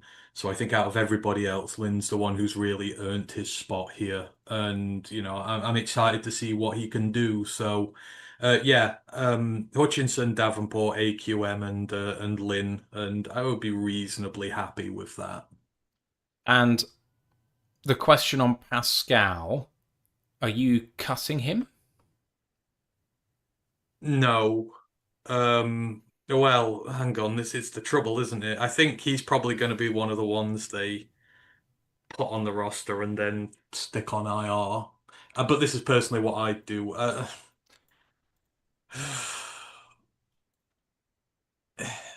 If I'm taking Davenport, then Pascal's expendable for me. It's one or the other. Like, I don't like the pair of them, so I'm taking Davenport. I'm going to prey on Davenport's fitness. But I would try and do it where I get him somewhere, but I'm not giving him one of the two spots. He's not important enough for one of the two spots to designate beforehand. That's got to be for Aleem and Rodrigo. So I mean, I'm just taking those four. Pascal, whatever happens, happens, but I'm taking those four. Okay. Hassanin, does he go on IR? I don't know the extent of his injury. It's hard to know what to do with him right now. Like if it's season ending, I assume you can still put him on pup and leave him there and do that thing with him. Can't put him on pup because pup's the list. You just put him on IR now, wouldn't you? And exactly, and his season's done. Yeah, but if let's say he's going to be back by game 5. Again, I don't know. I'm doing it on what I've got here. It sounds like he's going to be down longer than shorter. I don't think week 5 is going to. I think, if we're talking realistically, we're probably going to be talking in the teens when it comes to when he's going to be back. So it's just, again, I don't know. He's a day 3 rookie. He's going to be coming back so late in the season, potentially. Again, I can't make a judgment call without knowing where he's at. I'm just assuming he's out for a long time at this point until I'm told otherwise. So, I think it would just be right now, I'd put him on the season-ending IR, but I don't know how serious it is. So, if you're saying he's healthy, then obviously you put him in and you put Lynn on the practice squad, because I don't think anyone's going to take Nate Lynn from us. And then you would put him on IR and then you bring Nate Lynn back. I would do it that way if that was the reasonable assumption to make. So it looks like I've been questioning under a false pretense because Pascal's on an FI. The rules are similar to PUP where you can bring him back, which is what Ash apparently wanted to come in and say because he's gesturing very aggressively. Always. By that I mean, yeah. Anyway, if this entire room was healthy, I think I'd be probably on the verge of cutting him anyhow. So I don't care. But fair. Yeah. I'm taking Hutch, AQM, Lynn, and Davenport. That's who I want to be the 4 the day after the roster's made. So whatever way you've got to go there to get that done, do it. Ash. Yeah, so I was going to say that, to be fair, all these players that we got down here with Fraser, Aleem, and Rodrigo, to say it for later, they can all go on the PUP list as well under the rules. The NFI list, you mean? NFI, yeah, so it becomes PUP when it goes into the season. Okay. To NFI and PUP conversion to PUP active. So anyone in there can go onto the PUP reserve so long as they haven't practiced or played in the preseason games. All 4 of those players there will count for it. So they don't count towards IR and that, which is why I would use one of the IR to return spots for Hassanin for that exact reason of we know he's got some form of injury, don't know how long it's going to be. So if you use those one spots for him, if he's healthy down the road, we can bring him back and mix him in at the expense of, let's say, Pascal. By then, yeah, he's crocked. Then you cut him, have Hassanin on the roster. So Hassanin takes one of the other IR to return spot for me. But I am also taking AQ and Nate Lynn. I completely agree that the AQ is obviously the veteran incumbent here. The team likes what he does.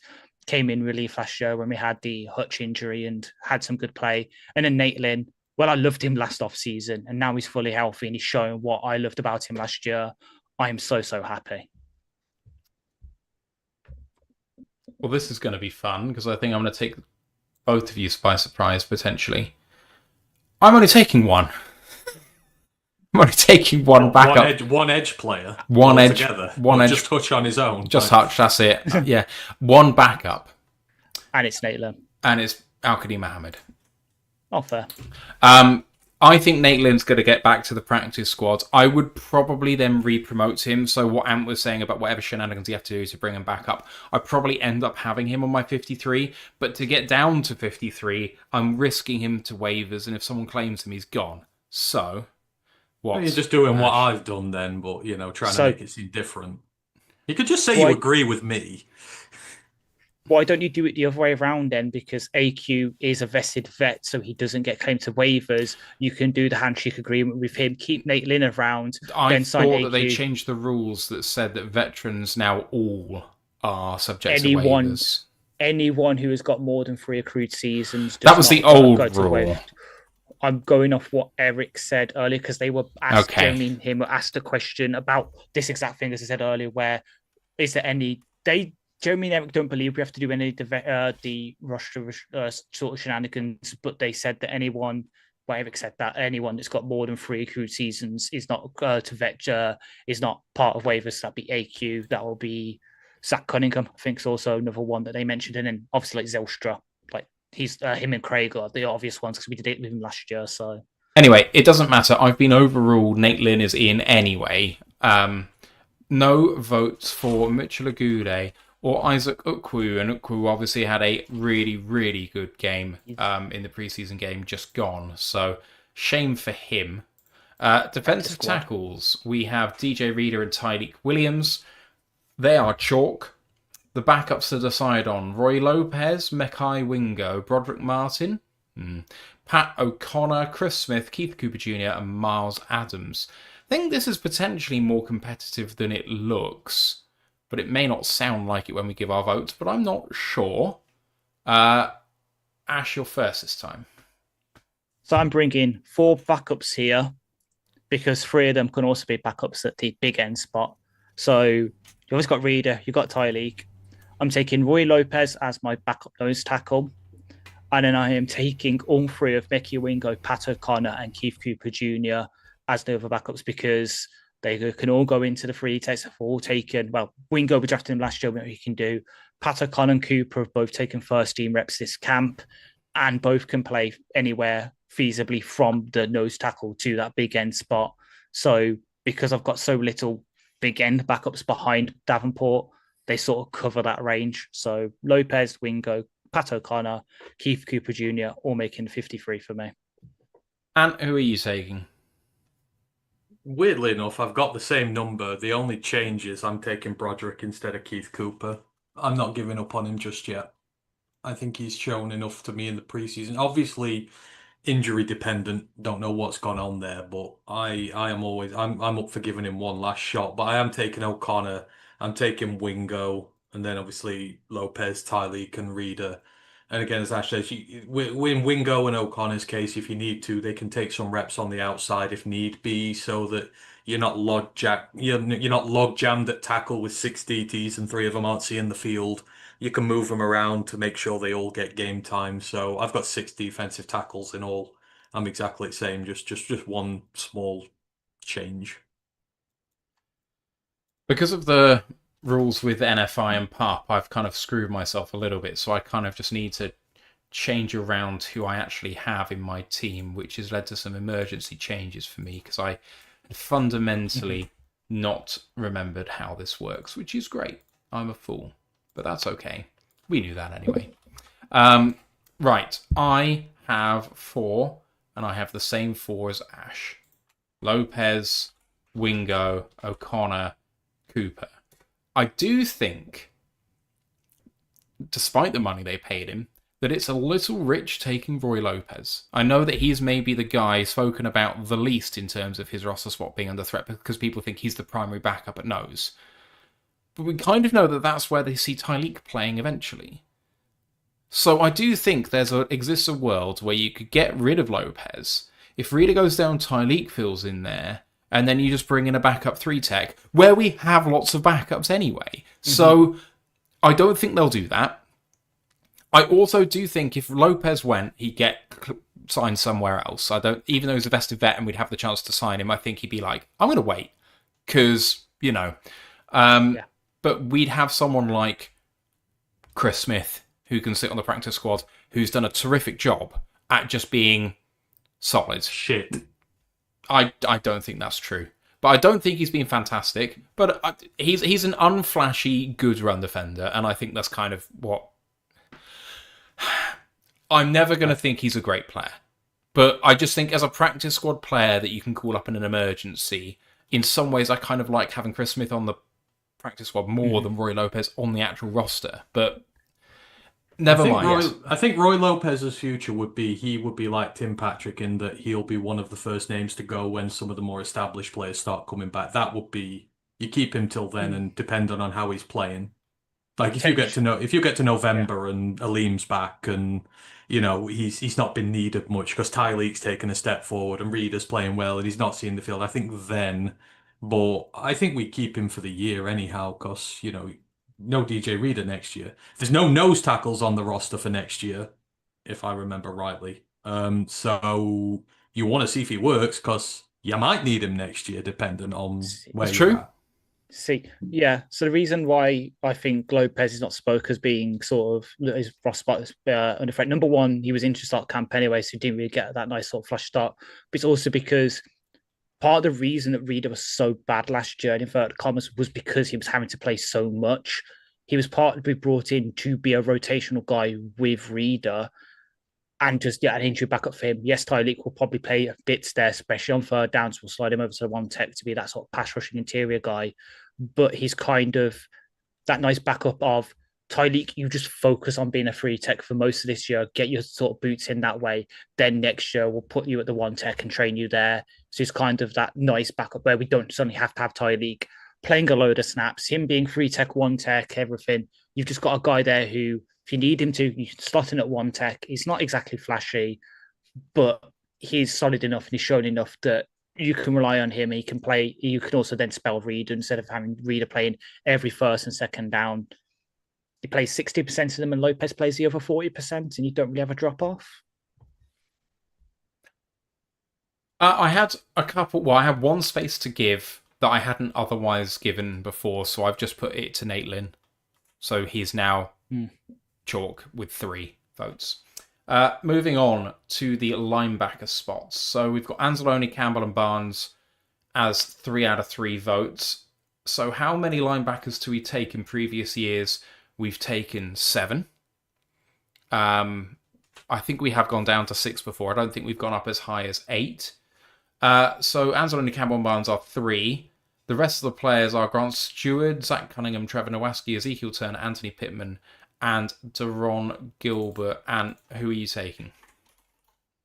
I'm only taking 5. I'm taking Grant Stewart and Zach Cunningham with the 3 there. And I'm taking Cunningham with reservations because, I don't think he's been that good. I'm not as high as him on everyone as everyone else appears to be, but I think you've got a good starting unit. I think Stewart's shown that he's going to be a good part of the rotation there. You're 4 deep. You're going to have Malcolm back at some time during the year. And to be brutally honest, guys like Ezekiel Turner, Anthony Pittman, teams are not going to be rushing to get those guys on the rosters. Pittman's already had his venture elsewhere, which was no good for him. So I think you can stash enough of these guys that if you're going to have an emergency, you're going to have options on the practice squad to bring them up and get them. But I think, Anzalone, Barnes, Campbell, Stewart, Cunningham as a 5 is good enough. And unless injury hits, you can probably get most of the other guys back. I'm not giving a spot to Ezekiel Turner. I'm not giving a spot to Anthony Pittman. So yeah, I'm just taking the 5. Ash. I've got 6. So got Zach Cunningham, got Grant Stewart. That goes with Vit. But I'm also taking the Waski because we saw how key that Sam role is to our defense last year. And Campbell might be able to slide there, but we all saw what happened year 1 when we put him at the Sam. We need someone that's a dedicated backup. And the good thing about that is Nowaski can also fill in a tiny bit of Mike, and he does special teams. He's overtaken Anthony Pittman, whose whole claim to fame a couple of years ago on the roster was that he played on my special team snaps of anyone in a 3-year stretch. So for me, you also take Nowaski because that's the good thing. Then you've got your starting three. You've got Zach Cunningham who can feasibly fill in 2 of the 3 off-ball spots. Stewart, special teams. Nowaski can fill in at Sam and does special teams. We know this team loves their special teams linebackers. That's why Nowaski was around last year. So we've had JRM. So we've had Pittman. That's why Turner managed to get re-signed this past season.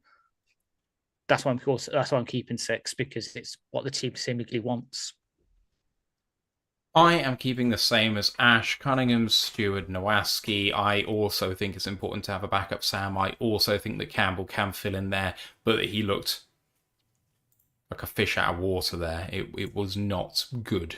I do think that you'd have a lot less base being played if Barnes went down again. I think you'd see Nowaski taking half of Barnes' reps and then the role just being retired otherwise, and you just sit more in nickel. Yeah. And I really like us in nickel. It means that Amik Robertson's actually on the field, or it means that Branch comes down and you can maybe get Avonte Maddox in, or Rock Sin fills in at safety. You know, there's ways you can get that personnel in, and I still feel really good about it. So, you know, if the Sam isn't on there, I'm okay with it. But at the same time, I really like Nowaski's upside, so I'd love to get him some reps. That means no votes at all for Ezekiel Turner, Anthony Pittman, and Deron Gilbert for now. Nowaski, Stewart, and Cunningham are all in, which means we are up to 48 people on the roster, pending the defensive backups with 5 spaces available. So, I'll do all the corners all in one go, because, you know, a lot of them can play inside-outside. Starters, Arnold, Reed, and Robertson are all 3 out of 3s. Then, the backups, Luke Barco, Rock Sin, Eric Hallett, Alan George, Nick Whiteside, Tyson Russell, DJ Miller, and Khalil Dorsey. What are you doing here, Ash? So I'm only taking 2 of these because one can cover like safety and that, and then somebody else going to. So I've got Rocky Sin making it. It's seemingly he's overtaken quite a few of these guys to become safety free, and then one on the top outside corner backups and nickel backups. And then I'm also taking Khalil Dorsey. I know he's only just been activated off PUP. I know he's been rusty on special teams, but the team loves him at what he does on special teams. That's why he's instantly jumped in at the top at gunner, and he can back up at a stretch outside corner where you need him to. So for me, I'm taking them, which I feel really bad. That means Hallett and Whiteside become practice squadders if you can sneak them through. But the other guys, the other 4, thanks for helping us in camp, I guess. See, I kind of have to do these as a duo, the cornerbacks and safety, because I'm not really interested in talking about their positions and what they do. I'm taking the best guys in the secondary. Let me give Ash a chance then to talk safeties as well then, and then we'll all be on the same page. So, yeah. Ash, we also have Kirby Joseph and Brian Branch at safety, with Avonte Maddox, who can obviously play a bit of corner, Lawrence Strickland, who can obviously play a bit of nickel, and Ian Kennelly and Maurice Norris. Who are you taking out of them as well? I'm taking both the guys I've listed as the 3 safety backups. Again, Maddox can back up all the DB spots, and Kennelly is seemingly going to do that. I think he hasn't done much slot, but he did it in the preseason against Miami, but he can play, and he can't do outside corner, but all 3 safety spots feasibly he can do in our scheme, and he's a starter on special teams.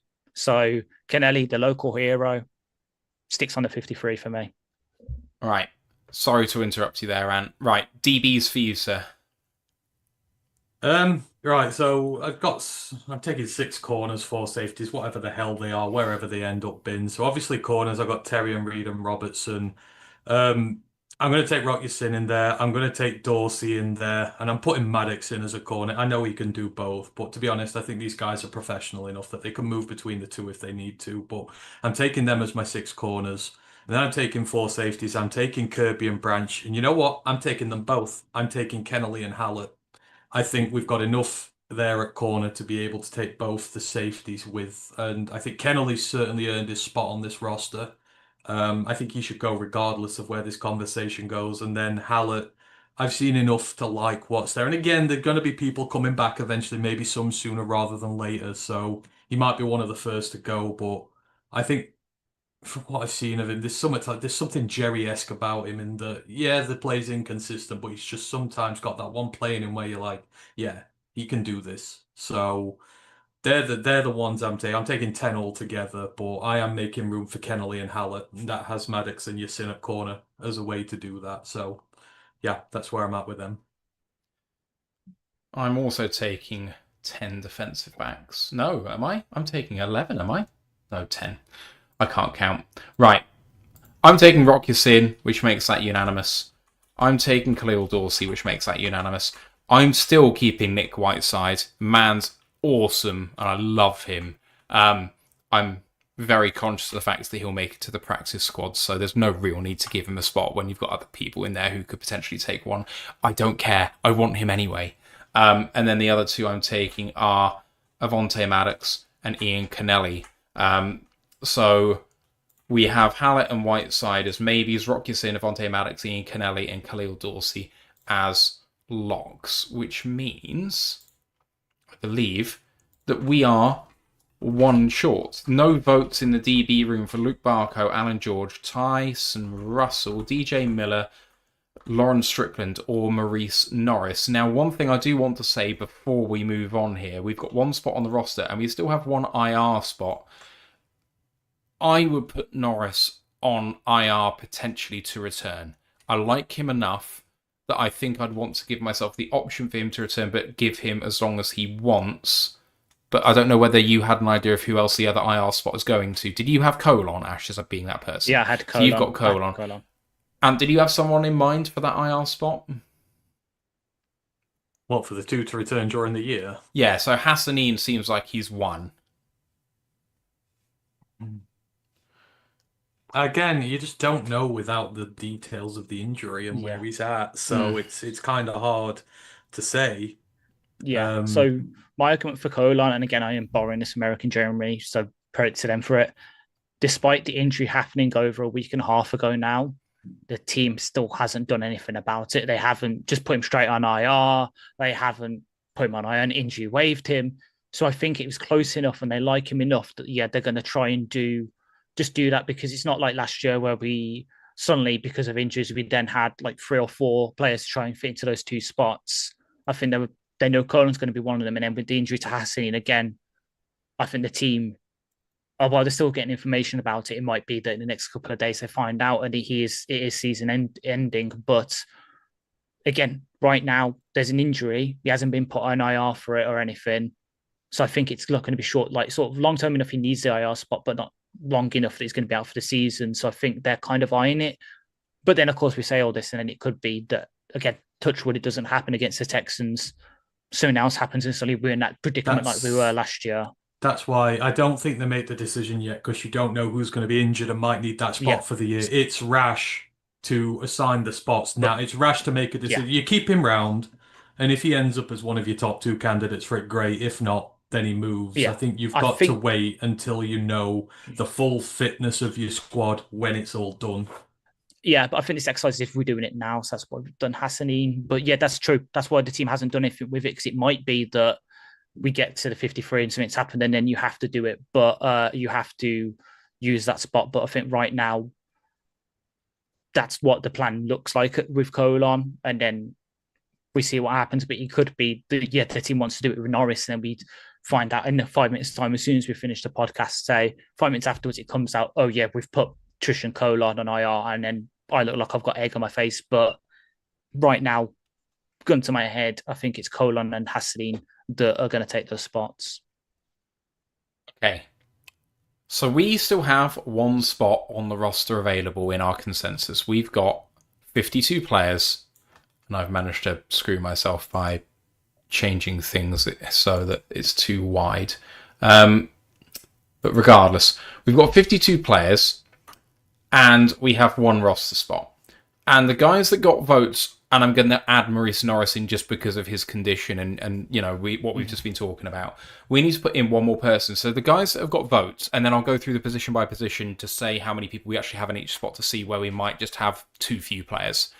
So the players that received votes: Dominic Lovett, Zach Horton, Natane Moosey, Broderick Martin, Nick Whiteside, Eric Hallett, and then Maurice Norris at the moment uncommented. So those are the players who could go in.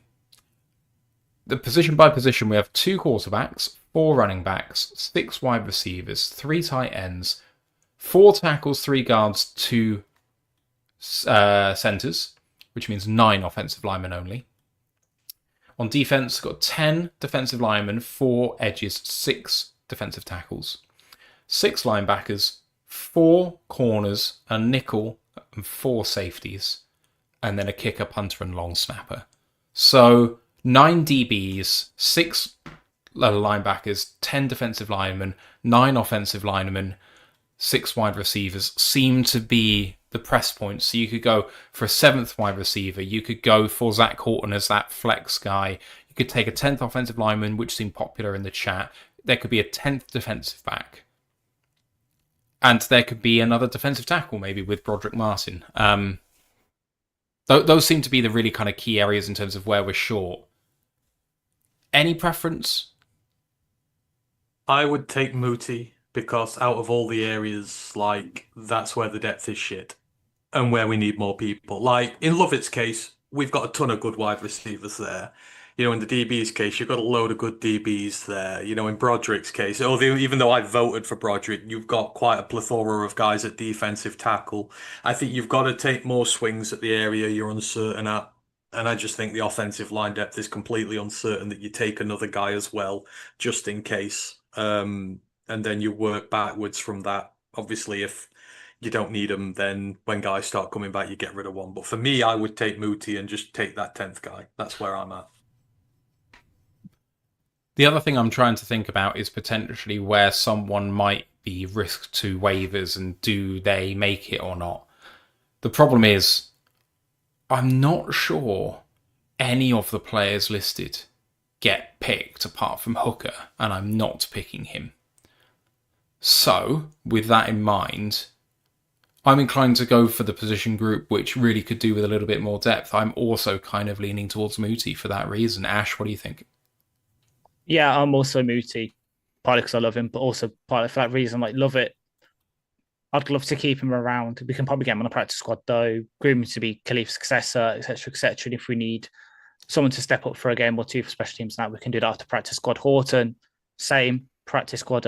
He was a UDFA, didn't really sign a massive deal, so hopefully we can sneak him through. Didn't really push much on tape. Broderick, we're doing the same with Hooker, so I don't feel bad saying it. Like, third year hasn't really shown it. If we're cutting bait with Hooker, it's also time to cut bait with Martin. Yes, he's improved the pass rush, but the thing that the team wants first and foremost from him is the run defense, and that was still an issue in the preseason from the eye test. And then with Whiteside and Hallett, I could see a team, the Dolphins, trying to get them off waivers because they've practiced against them, had good days against them, but they're also, not such massive talents that I'm crying about it like we were, again, a couple of years ago with Starling Thomas, the fifth. Ross has come a long way since then, and Starling's had a good career. I know he's obviously in IR right now. I'm not exactly upset if we lose either of those to waivers. So, yeah, let's use it for Muti, get that offensive line sort of depth, especially if, as I say, we're putting Colon on that IR, and then come down the line, he could be one of the first off sort of to cut for one of the guys coming off PUP, but he's also then probably not gonna get sniped by anyone who can bring him back on the practice squad or whatever. So yeah, Muti. All right, so a couple of good questions from Grandizer now that we've got our 53 in the books. I'm going to leave Morris as unmentioned. Like, we're not dealing with that right now because it's just kind of hard to say. And yeah. So Grandizer's first question, and I'm coming to you first. With a 53-man roster here, what are our biggest strengths and weaknesses going into the 2025 season? And actually, the follow-up question pertains to this. It says how... Oh, no, it doesn't. Sorry. Beg your pardon. Two separate questions. One doesn't pertain to the other. So where potentially are we looking at upgrading anyone going into the next season? So strengths and weaknesses. So at skill positions on offense, we're completely loaded. In secondary, we're completely loaded. where we need to improve our offensive line, the depth is trash. I've kind of answered this already, but the depth is absolute trash. I'd get 5 new guys in there if I could right away. So hopefully some teams out there make some big calls and get rid of some guys and we can bring them in. I'm very concerned. Even one injury, especially at tackle, one of the tackles goes, I'm immediately alarm bells ringing type thing. So that would be a struggle. Outside of that, still looking at edge potentially. That's still a weakness. I still hope they'll, but we don't know what's going on with Zedarius yet. I assume if the Zedarius move's going to be made, it's going to be pretty soon with the 53 coming up, so that might change things. But yeah, offensive line and defensive end are for me where I'm panicking a bit at the minute. Not panicking, but I'm concerned. I mean, the signings are going to start happening because camp is done, right? So as soon as that preseason game's out of the way this weekend, Monday could be a big day for people getting signed. Yeah. Ash, what about you? Strengths and weaknesses? Are you in a similar spot? Pretty much, yeah. Skill positions, absolute strength, like 4 deep at running back, 6, arguably 7 deep, so 53, 6 deep at wide receiver. Like, if Jackson Beeks has to play 10, 15 snaps and he gets targeted a couple of times, I'm not too upset with that. Tight ends, we're good. We know what we're getting out of those 3.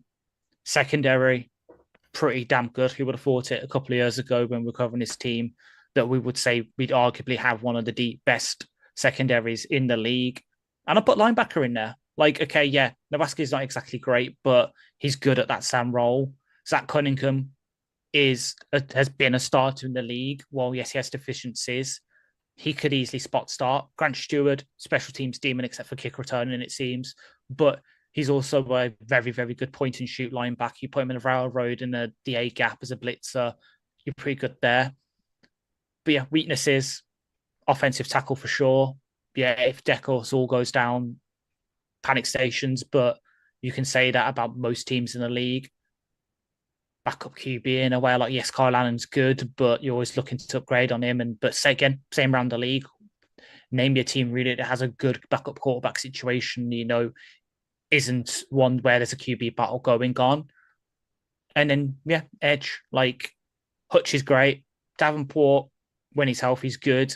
AQ is okay for what he is. Nate Lynn looks good in preseason, but can that translate to the sort of regular season? And Hassan, we'll see what he looks like when he's off his injury. But again, that's the same around the league. Like, unless you're the New York Giants who invest 3 first-round picks in it, technically with Burns, Thibodeau, and Abdul Carter, most teams have one good edge rusher and then one mediocre to below average one. So it's about the same for everyone around the league. I'm generally really happy with our depth. It's really funny that Hassaneen's misfortune has really gifted Nate Lynn the spot, because I think if Hassaneen's in, Lynn's out. So that's just a fun observation, I think, in terms of how luck can go one way or the other. Offensive line depth is bad, but I don't see a realistic way of upgrading. The players that they brought on in terms of Zach Johnson and Mason Miller and Jamarco Jones and Gunnar Britton and Tyson Colon, they're the new ones. And Nice isn't, and Jamarco Jones, I guess, kind of isn't. But none of them are making it because they're being beaten out by the guys we already have. That's an indictment of what's going on around the league. Does anyone get cut? Maybe, but I think it's a long shot. It definitely needs to be a point of emphasis in the upcoming draft. If we are talking about this in early April, I wouldn't be surprised that it's a point of emphasis. You really would like to draft, I think, another left tackle. I think you'd like to draft a centre, probably in the other order, actually. Centre maybe first, especially at pick 32. Starting centre could very much be right in the sweet spot there. Or maybe we trade down our 32. We can still get a starting centre there. Anyway. I mean, what pick was Creed Humphrey? He was in the 50s or the 40s. What pick was Jason Kelsey? Around 3 or something. Around 4. Tackle first and centre for me, but I completely agree. We need, and prepare for me to ask you to profile offensive linemen heavily throughout this college season, because we're going to need it. I got a follow-up question. Where was Ragnar drafted? True. Just saying. I don't know if there's a Ragnar in this draft, but no one knows until March. Until Ant April looks. time. His kids aren't old enough yet, unfortunately. Oh, we are waiting though, Frank. So get busy. We're only about 15 draft classes away from Penny. Well, we're only about 15 high school recruiting classes away from Penny's kids being ready. So there you go. Yeah. In a decade and a half, we can talk about Sewell's kids on the college board. God. God, that's going to be weird when we end up doing that. Yeah, otherwise, I'm really happy with our overall team. Even defensive line depth, I'm kind of happy with. It could be better. You know, we could be Philly, or we could be, you know, some of these teams that just fill up with first-round defenders on their line. Green Bay. We could aspire to be Green Bay on the defensive line. Oh, wait. Hang on a minute. They're still not good. Anyway, sometimes it doesn't work. You have to have an eye for talent. That's what I said to Gutekunst anyway, but he's not listening to me. Yeah, another question we had from Grandizer was, of your cuts, how likely is it that Lions try to trade that player for a pick or a player in a position of need before cut downs? I am looking at the players who haven't made it, and the only player I think who has any trade value, I think, is Dominic Lovett. The problem is I think that if someone wants to trade for him, then they're probably just going to wait for him to be cut. And otherwise, I just don't see anyone else. I don't think Hooker is worth... Maybe Hooker would get I think a you 7 can trade for a a 6. conditional pick. No, I think you could get a good, like a 5th as a conditional if he ends up in a starter or something like that. I think you could drag out, but I think it'd be very much a boom or bust thing with very tight restrictions on it, which would be very hard for him to meet. But I still do think the criteria would there be to potentially get something for him. Hell, we got a 4th out of a broken DeAndre Swift. We can get something out of Hooker. True. We flipped other picks and that would be true. The only one I can see, because I think for most of these it is, the only one I can see maybe is considering how bad the 49ers are at wide receiver right now, because Ronnie Bell was there last year, you can maybe flip him for a really late pick, but that's about it, because everyone else, teams will just wait for him to be cut and then just approach their agents, or put waivers in for some of these younger ones. Like Sailors will probably be subject to waivers if a team really likes him. They just pick him up when we cut him. Unfortunately, that's the state of this. Like most of the things around the league, like you only seen really desperate teams. That's the good thing about Lovett is keep him around this year, and then next year some team that really loved him in the draft will offer you the original pick you used for him and a 4th to get him. How are the Saints getting Deshaun Valet yesterday for a 4th and a 7th? What the hell? Yeah. What else do we have? Carlton says, which position would you think about picking up a player released on roster cut down day? I mean, it's tough, in it, because we've talked already about that kind of in terms of the offensive line. That would be the number one priority. But who's cutting a defensive lineman who would actually make the Lions roster? Because that player's a good fucking player, frankly. So I don't think there's many teams in the league who have that abandonment of riches, embarrassment of riches, I should say. Mm-hmm. I don't know if we did it on cut down days, but I mean, we've gotten the likes of Kaminsky and what's his face, Charles Harris off waivers from free agents from cuts. But I think they were earlier in the year. They were during camp. But it doesn't mean people aren't susceptible from being cut. So it's true. You know, like if Grandizer says if the Dolphins want to part ways with Mo Camara, then fuck, that's Aiden's new backup at that rush end position. We'll put him there. I do think edge might be the most likely position where there might be someone cut that we think we can reclaim. It tends to be one of those positions that people give up on easily and quickly, and actually you can get something serviceable out of them. And also, if Nate Lynn's making it, with respect to Nate Lynn, I think the team will be looking for an upgrade. Yeah. I hate saying that about Nate Lynn because I think he deserves his spot. But at the same time, given that he's a designated pass rusher at best, the team isn't going to like that.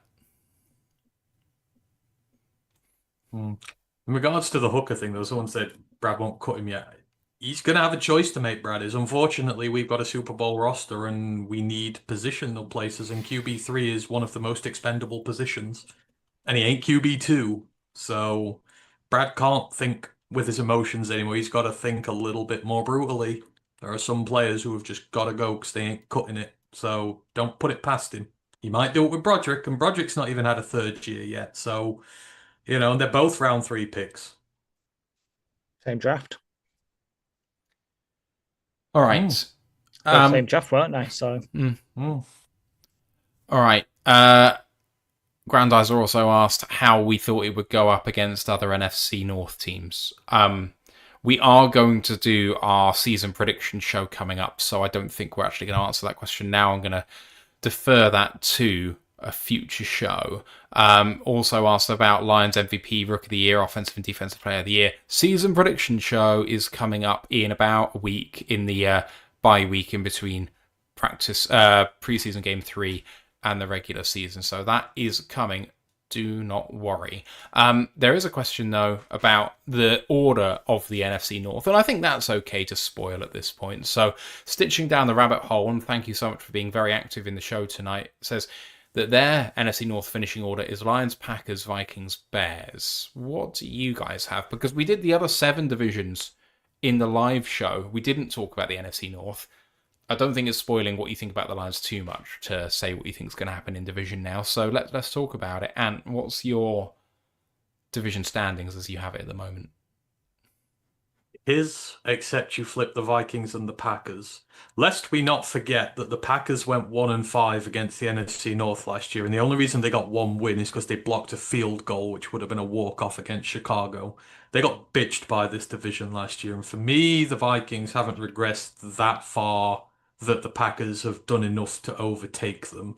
I still think the Vikings are now sort of eating into this getting disrespected mentality, and I still think they will be a good team. The Bears are coming last, I agree. Maybe they will be better, but I think the other 3 teams are much better than what they are, as was proven last year, and I don't think Chicago's done enough, and Ben's scheme is going to take time to come in. If you think that dropping 500 yards on the Bills' 3rd string signals a change in the power structure around here, then I can't help you. It's preseason. Like, the Bills played nobody. Like, all those guys are probably working at Burger King now. So, I still have the Vikings finishing above the Packers because I just don't think the Packers were a good team last year. And especially not in the NFC North. They've got to get better there first and foremost. Chicago seem to have got their number again. So, yeah. Lions first, Vikings second, Packers third, Bears fourth. Ash? Lions, Packers, Vikings, Bears.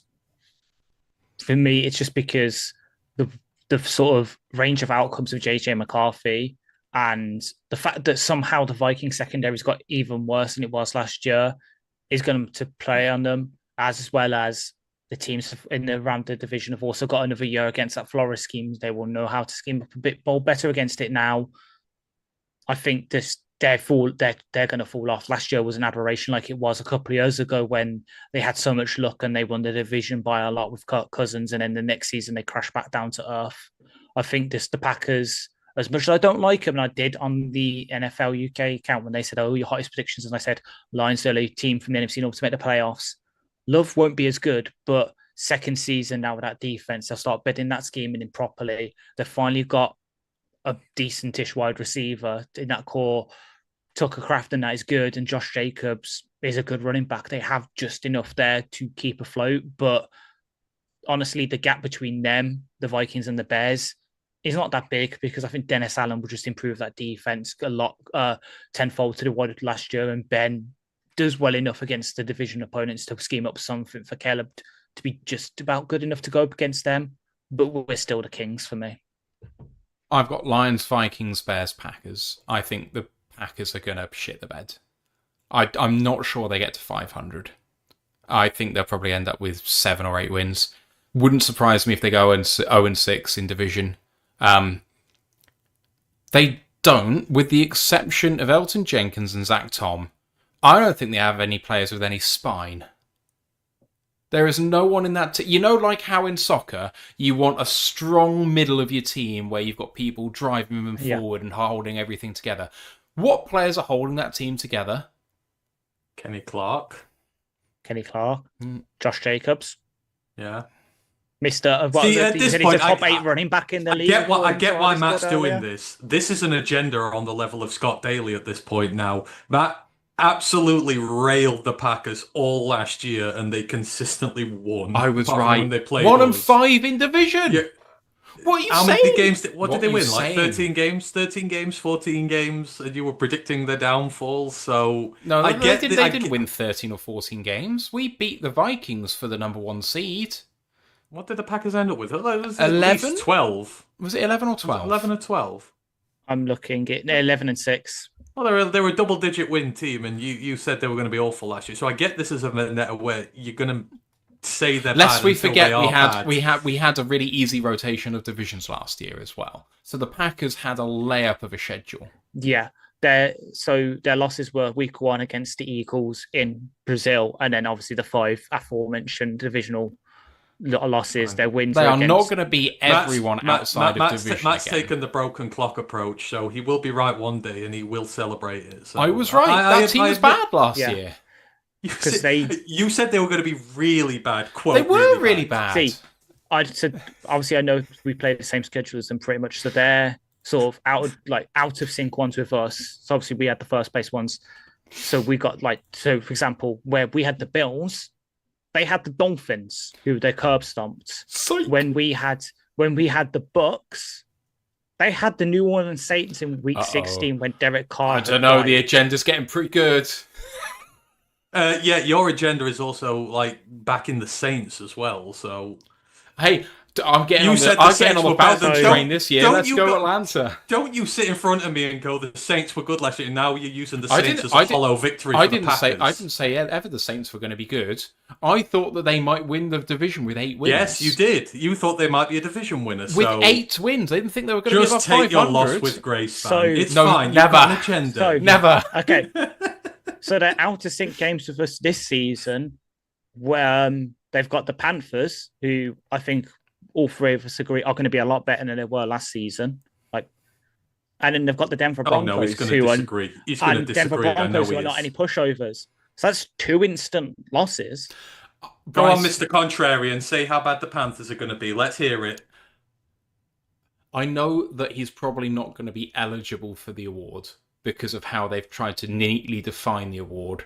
I think that in my heart, I think that Aiden Hutchinson's biggest competitor to comeback player of the year is Bryce Young. If he was allowed to be in the voting for it, which I don't think he will be because he technically wasn't injured. But in terms of a comeback, I think he showed enough last year to say that the Panthers are going to be good. I'm not going to say they're going to be great. I like how they've drafted. I like how the team's run, and I like how Bryce is starting to pick it up. I've just drafted Bryce to be my backup QB. Whoa. I'm not going that far. Let's calm down a minute. I mean, so, him as my QB3 behind Jaden Daniels and Mahomes in a Superflex league. Oh, so you're saying you wouldn't have the comeback player of the year in your fantasy football team? Because generally the comeback player of the year is going to lay stats down on there. Mm-hmm. Hypocrite! I wonder whether the Panthers go over 4,000 passing yards. Because the Vikings have never done it, have they? No, sorry, the Bears have never done it. And you wouldn't have him if he goes over 4,000 yards, and you wouldn't have him as your backup QB in fantasy. But I do let think alone your starter. But I do think they might be playing from behind a lot, and I do think he may throw a fair amount of picks. I'm not saying that it's going to work out statistically. I'm just saying that if he went 4,010 yards, 20 touchdowns, See, the cogs in his mind to create this story are going mad. Like, you just unwind yourself a bit, and then you're talking to one of the script writers of the NFL. Okay, I'm just putting it out there. Oh, really? So who we get to blame for that San Francisco game 2 years ago? Yep. Or were you a new hire? Yep. I said to Kindle Vildor, mate, you could just got to head the ball. And, you know... Head the ball? when in doubt, head it You're out. going to do your best Andy Cole impression and head On the your ball, head, lads. man. Go on. Dunk. Grandad said, wow, didn't the Packers have a good draft too? So the Packers drafted Matthew Golden, Anthony Belton, Savion Williams. Excuse me. I will not have any NC State slander on this show, thank you. So you take that back. Sorry, Anthony Belton's shockingly bad for a second round pick. fine. I know you're just speaking out of anger now because it's all right. Okay, so how New about this? agendas here. How about this? Okay, fine. Matthew Golden is going to be an okay player, and I'm fairly certain he's going to be an okay player.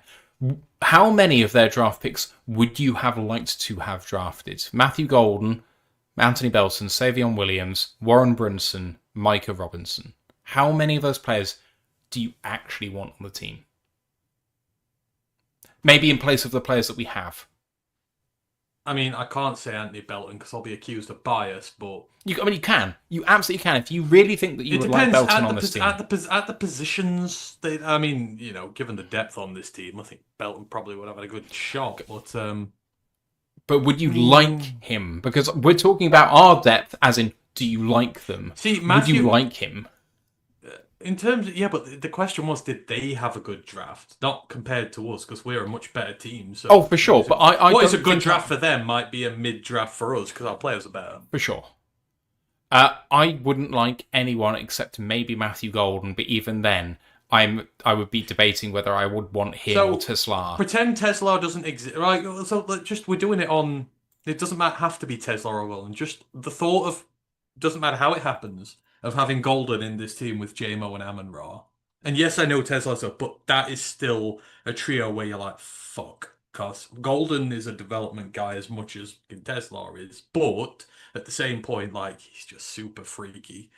Again, just putting it to a side, doesn't mean battle between the two. Would I have Golden on this team in a situation? Absolutely, I would. With those two. That would be insane. It could be insane with Tesla, but it would be insane with Golden as well.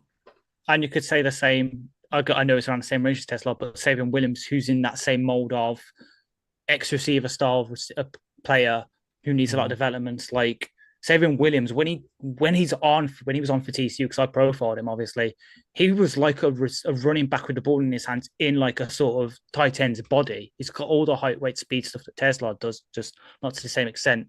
So I applaud them for that dart throw. Belton could be a good backup lineman. We saw what they can do with their linemen. Golden, well, we all know what that's like. Do you other guys are going to fight out like Michael Robinson for Tulane? I think, Tulane are usually good for their DBs, aren't they? And then Colin Oliver, I know he got some buzz with line circles as a potential backup Sam that we could draft. So there's enough there. They've done well to fill some of the holes they have. They needed another backup lineman because it seems Jordan Morgan hasn't worked out fair. They did actual receivers, so they've got one who can bed in day one and one who, if he does hit, can be what they were hoping Christian Watson was. And then back, it's basically just depth rotational people on their defense, which they needed because they've got some good starters, but behind them, Jesus. All right, I think that we have chatted for a good little while. We obviously broke down the Dolphins game while we were live on stream last time, so I'm keen to not rehash that massively. Boys, is there anything that you want to discuss about the Lions' victory over the Dolphins, apart from Quinn Ewers looking like a capable backup in the NFL? Wait, we won? Sorry. No, we didn't. You're right. I was about to say, stop screwing with me. I'm thinking we won. We won. We lost. We did. Well, I mean, that's fake news. It's fake news. It never happened. Lions won. All right. My bad. Yeah, but Ewers did look okay. He did. I'm just waiting for Ash. You're poking a bear again. You're poking a bear. I'm a troll. It's fine. I've got Freya to calm it down. Ollie Gordon also looks okay. Ollie Gordon did look okay. Wow, you all been generous with the compliments today. Okay, average. I mean, good lord. If someone's good, then Jesus, they're doing well. I mean, the big takeaway from it is obviously, other than the Hassie injury, which we've already hashed out, and I guess the QB2 conversation being over, Hallett did make a case to definitely stick around a bit more before then. Whiteside was ahead of him for me. If he maybe came down with one of the interceptions, it would have been a lot harder for me to kick him off the roster as Mr. 54, but he certainly put some tape out there enough that, if we do risk him to waivers, the Dolphins could be like, you start for us because our secondary is that bad. Come here. I feel like we're killing Grandizer slowly here. What was that Florida accent there? Is that a Floridian accent you No, tried to it use? wasn't. That kind of sounded a bit German. Just go, come here. No, I was just doing it in like a sort of high pitched, excited way. Like you're the one You gotta- reading into it, trying to meet. I don't do accents. I don't do accents. No, at no, all. I just want to research. I do facts. Oh, oh wow, sure. And then he goes off camera. Look at that. Shocking. Coward. No, we're going to recircle back to this part where you just said Quinn, because you spent all last year taking a baseball bat to Quinn Ewers, and now you're saying it's okay. Quinn Ewers looked good. I believe in the preseason. I believe in the draft process. I think I said they should have drafted. What's his face from Ole Miss? Jackson Dart. And I believe that Jackson Dart would have taken the starting job from Tua by the end of the year. I'm putting that same prediction on Quinn Ewers. Quinn Ewers has Tua's job by the end of the year. He is an NFL standard quarterback, and he will show it. And I'm going to put my money down on that now. Tua does not have a starting job at the end of this year. Quinn Ewers has it. Jawohl. The great thing about this show is it has strong takes, and you can actually reevaluate when new information presents itself. We're at the NFL level, and the Lions threw a lot at Ewers, and I thought he performed better than Zach Wilson. I thought Zach Wilson, who has a similar stat line, I will say, to Quinn Ewers, but Wilson looked all at sea in the way that he actually processed things, and Ewers looked composed. Now, I think there was a lot he wasn't doing, Ewers. I think some of the things he was doing was very much taken out of college, as opposed to being a bit more NFL-style concepts. That said, it looked like it worked. So, there is new available information to me, and so I might come up and say that maybe he belongs.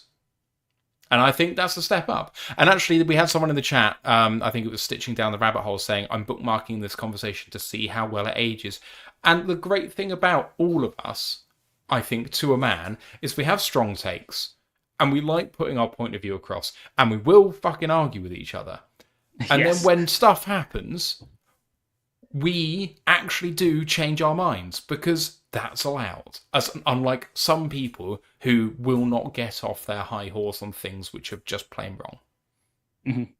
Also, I would like to circle back to you calling me coward just because I didn't want my dog to bloody piss on the couch. Coward. Like, come on. Look, you calling me a coward made her sad now. Look, she had her head in her hands. If you believed in your take that much, you would take a pissy sofa for that. Like, that you would... I would. My parents would kill me. I wouldn't have anywhere to record. Do you want me to sit on the outside Birmingham News Shoot on my laptop trying to record with all the people going past? That's what I thought. See, I stand on the amount of people who bookmark my tweets on X is concerning, but at the same point, I will stand by it. Your lot, especially you Bears fans, can fucking eat it. When we beat you in week 2, I'm gonna... I wish it would tell me who bookmarked things so I could go after them afterwards, but... I will live and die by my takes, even if they're bad. KJ's flipping burgers at Burger King now, and yet I still said that guy was the next big thing in the NFL, and I will stand by it. He just got done. The thing is, the available information we had at the time, we have a take. Do we stand by what we had with the available information that we had? Yes, we do. Does the information change with the going days as history, continues to be made? Yes, it does. Just like the whole panel now agrees with me that Will Harris is the worst player to ever have played for the Detroit Lions. It happened. It was a long process, but it finally happened. Did you know that Will Harris is 29 years old? He is verging on retirement. He retired wild. 6 years ago. He retired when DK took him to the cleaners. He was Brian Branch. You little fishy. He was. You shut your face. You little fishy. Ash, you didn't.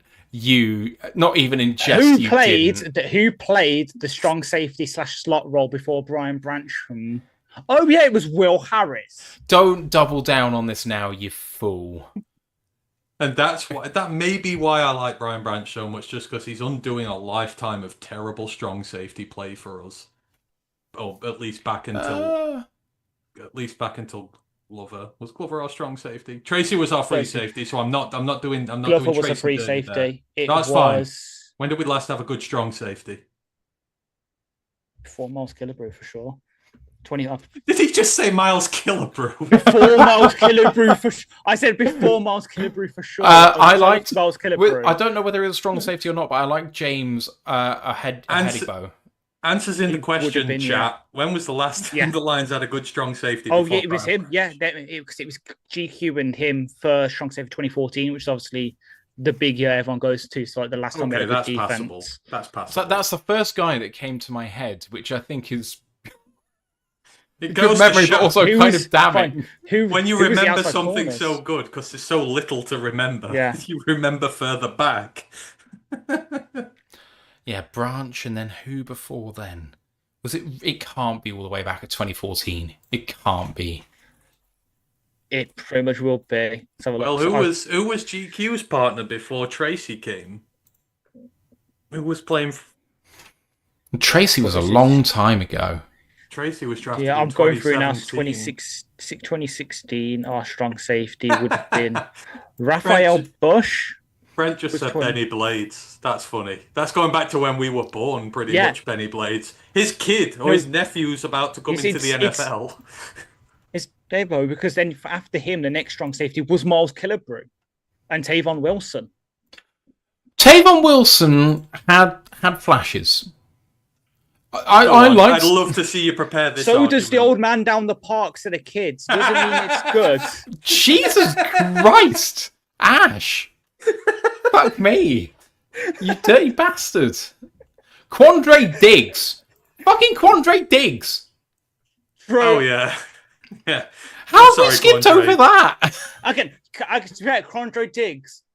We've forgotten the Patricia slot role before Mil Harris. That's fair. Oh, my God. Andre Diggs was 10 times as strong safety as Will Harris. Or Deron Harmon. Anyone take us for Deron Harmon? Fuck off. No. No. Wow, that's that. We can't leave the show like that. Oh my God! Let's think of something happy. Do you want to hear something happy? I've just gone back to 2017 to have a look at safeties, and it lists the starting tight end, or tight end 2, as Darren Fells. Remember that guy? Oh yes! Now we're talking. Holy! I thought that had been Levine Toliolo back then, but he might have been later. That was later. He was the one after. Yeah. Because Michael Roberts, the guy we traded for a pick to the Patriots, and 2 years later, like, how the hell did we get this extra pick? An unbelievable Michael Roberts, line. Michael Jackson. We've got all these guys in there, like starting offensive line: Taylor Decker, Graham Glasgow left guard, Travis Swanson at centre, TJ Lang at right guard, right tackle Ricky Wagner. Is that Joe Swanson's brother? Hey, Ricky Wagner was good to start with. Yes, a good centre. I liked Travis. I said, is he Joe Swanson's brother? Yeah. You know, I wasn't insulting him. I just said, is he Joe Swanson's brother? He just couldn't stay healthy. Ricky Wagner was good to start with. And then he went off a cliff. And then he went to Green Bay and all of a sudden became a world fucking old. Didn't we have Rick Wagner after? Oh no, sorry, that was. He was at the Ravens. We signed him from the Ravens. Yeah. My bad. I understood it the wrong way around. Oh, that was the year that we started Anthony Zettel. He actually was. Yeah, I enjoyed Anthony Zettel. Okay, let's stop the reminiscing and get out of here because we've been here a while. Next show on the main podcast is the game stream for preseason game 3 against the Texans. Will be on 5-10 minutes before the kickoff, which is at 1 p.m. Eastern, so look for us just before that. Then we'll be reviewing the Lions-Texans game, and in fact, we won't be reviewing the Lions-Texans game on the Monday. It depends whether Ant wants to do a stream for live cutdown day. So I am not available because it is Sarah's birthday, so I can't be here. Ant, if you're available and you want to do a stream for cutdown day, please. But hang on, let me just check what my rotor is. But we're not going to do a Monday show because the cut down day is on Tuesday. Where's me fucking thing? I don't know when my rotors are. My phone's hang on. Sorry, folks. Technical difficulties. Yeah, can we play just one of those? Yeah, just with those snazzy little cartoon features behind it. What week are we in next week? Anthony, 26th. I'm working till 5. So when does cut down start? So Is it's it 4. I think it's 4 p.m. Eastern, so it's 9. Oh, Obviously, in the evening. we'll get news as it filters through, probably from 7 p.m. UK time, about 2 p.m. Eastern. People will start. It'll be like free Oh, agency. in- It'll be like in free that agency. It'll be Free like free agents- agency. Free agency frenzy starts at 4 here, though, I believe. It does, but the you hour hear of beforehand. people getting signed before that. Well, I finish work at 5, so I can be back for 6. So there is a relatively good chance that we can do a roster day stream. Oh, yeah. So roster cut down live, preseason game 3 review maybe on Tuesday. The next show after that is the following Monday, which is the season prediction show, just after the bye week between preseason and the regular season. The next show is the Thursday week 1 preview of Green Bay. We are so close. So close. For some of us, it's even closer. Like for me, I'll have by then. Hopefully, Farmageddon will just have ended around 6 p.m. our time. No, it starts at 5. So I'm gonna have to dual screen it then. I'm gonna have to have Lions, Texans, and Farmageddon. Hell yeah! Yeah, it kicks off at 5, so, you should all be watching the Spectacle. I fucking hope he plays well, because, Please, Rocco, just show one game. If this is one game you're going to have the best game of the season, please be this week. Beg of you. And then the college football podcast will, of course, be back next week, I presume, looking back at the first weekend of college football and looking ahead to week 1. So yeah, I'm doing the team previews for Georgia and Michigan for Lisa and Brent. And then we'll be going back over that. Yeah, and the Pick Watch starts. So, if you want to be better at me than the Pick Watch, which is very easy, then please come join. There's about 9 of us. We need to stop Poole winning 3 years in a row. So, and we need someone brave enough to pick Florida State against Alabama. Already done it. I know you have. I know. Madman. Right. Swear to God, if you do that, then I'm retiring the show all year. I'm not talking about that. It's fair. I'd have the Zoom link. I'm just going to pretend. I'm just going to pretend it doesn't exist. I'll just be, I'm just going to pretend like, what game happened? No, just it never happened. I don't say it never happened. Oh dear. Did it happen? No. Anyway, Nope. nope. You can follow us on Royal Eyes UK on all your social media platforms. Thank you so much for listening, everybody. Thanks to Anne and Ash for doing this for me. 53-man roster in the books. Let's see how close we get. To everyone in the chat, appreciate you guys and listening on the audio pod. We'll see you for the last preseason game of the year. But for now, let's go Lions, one pride. One pride. Recording stopped.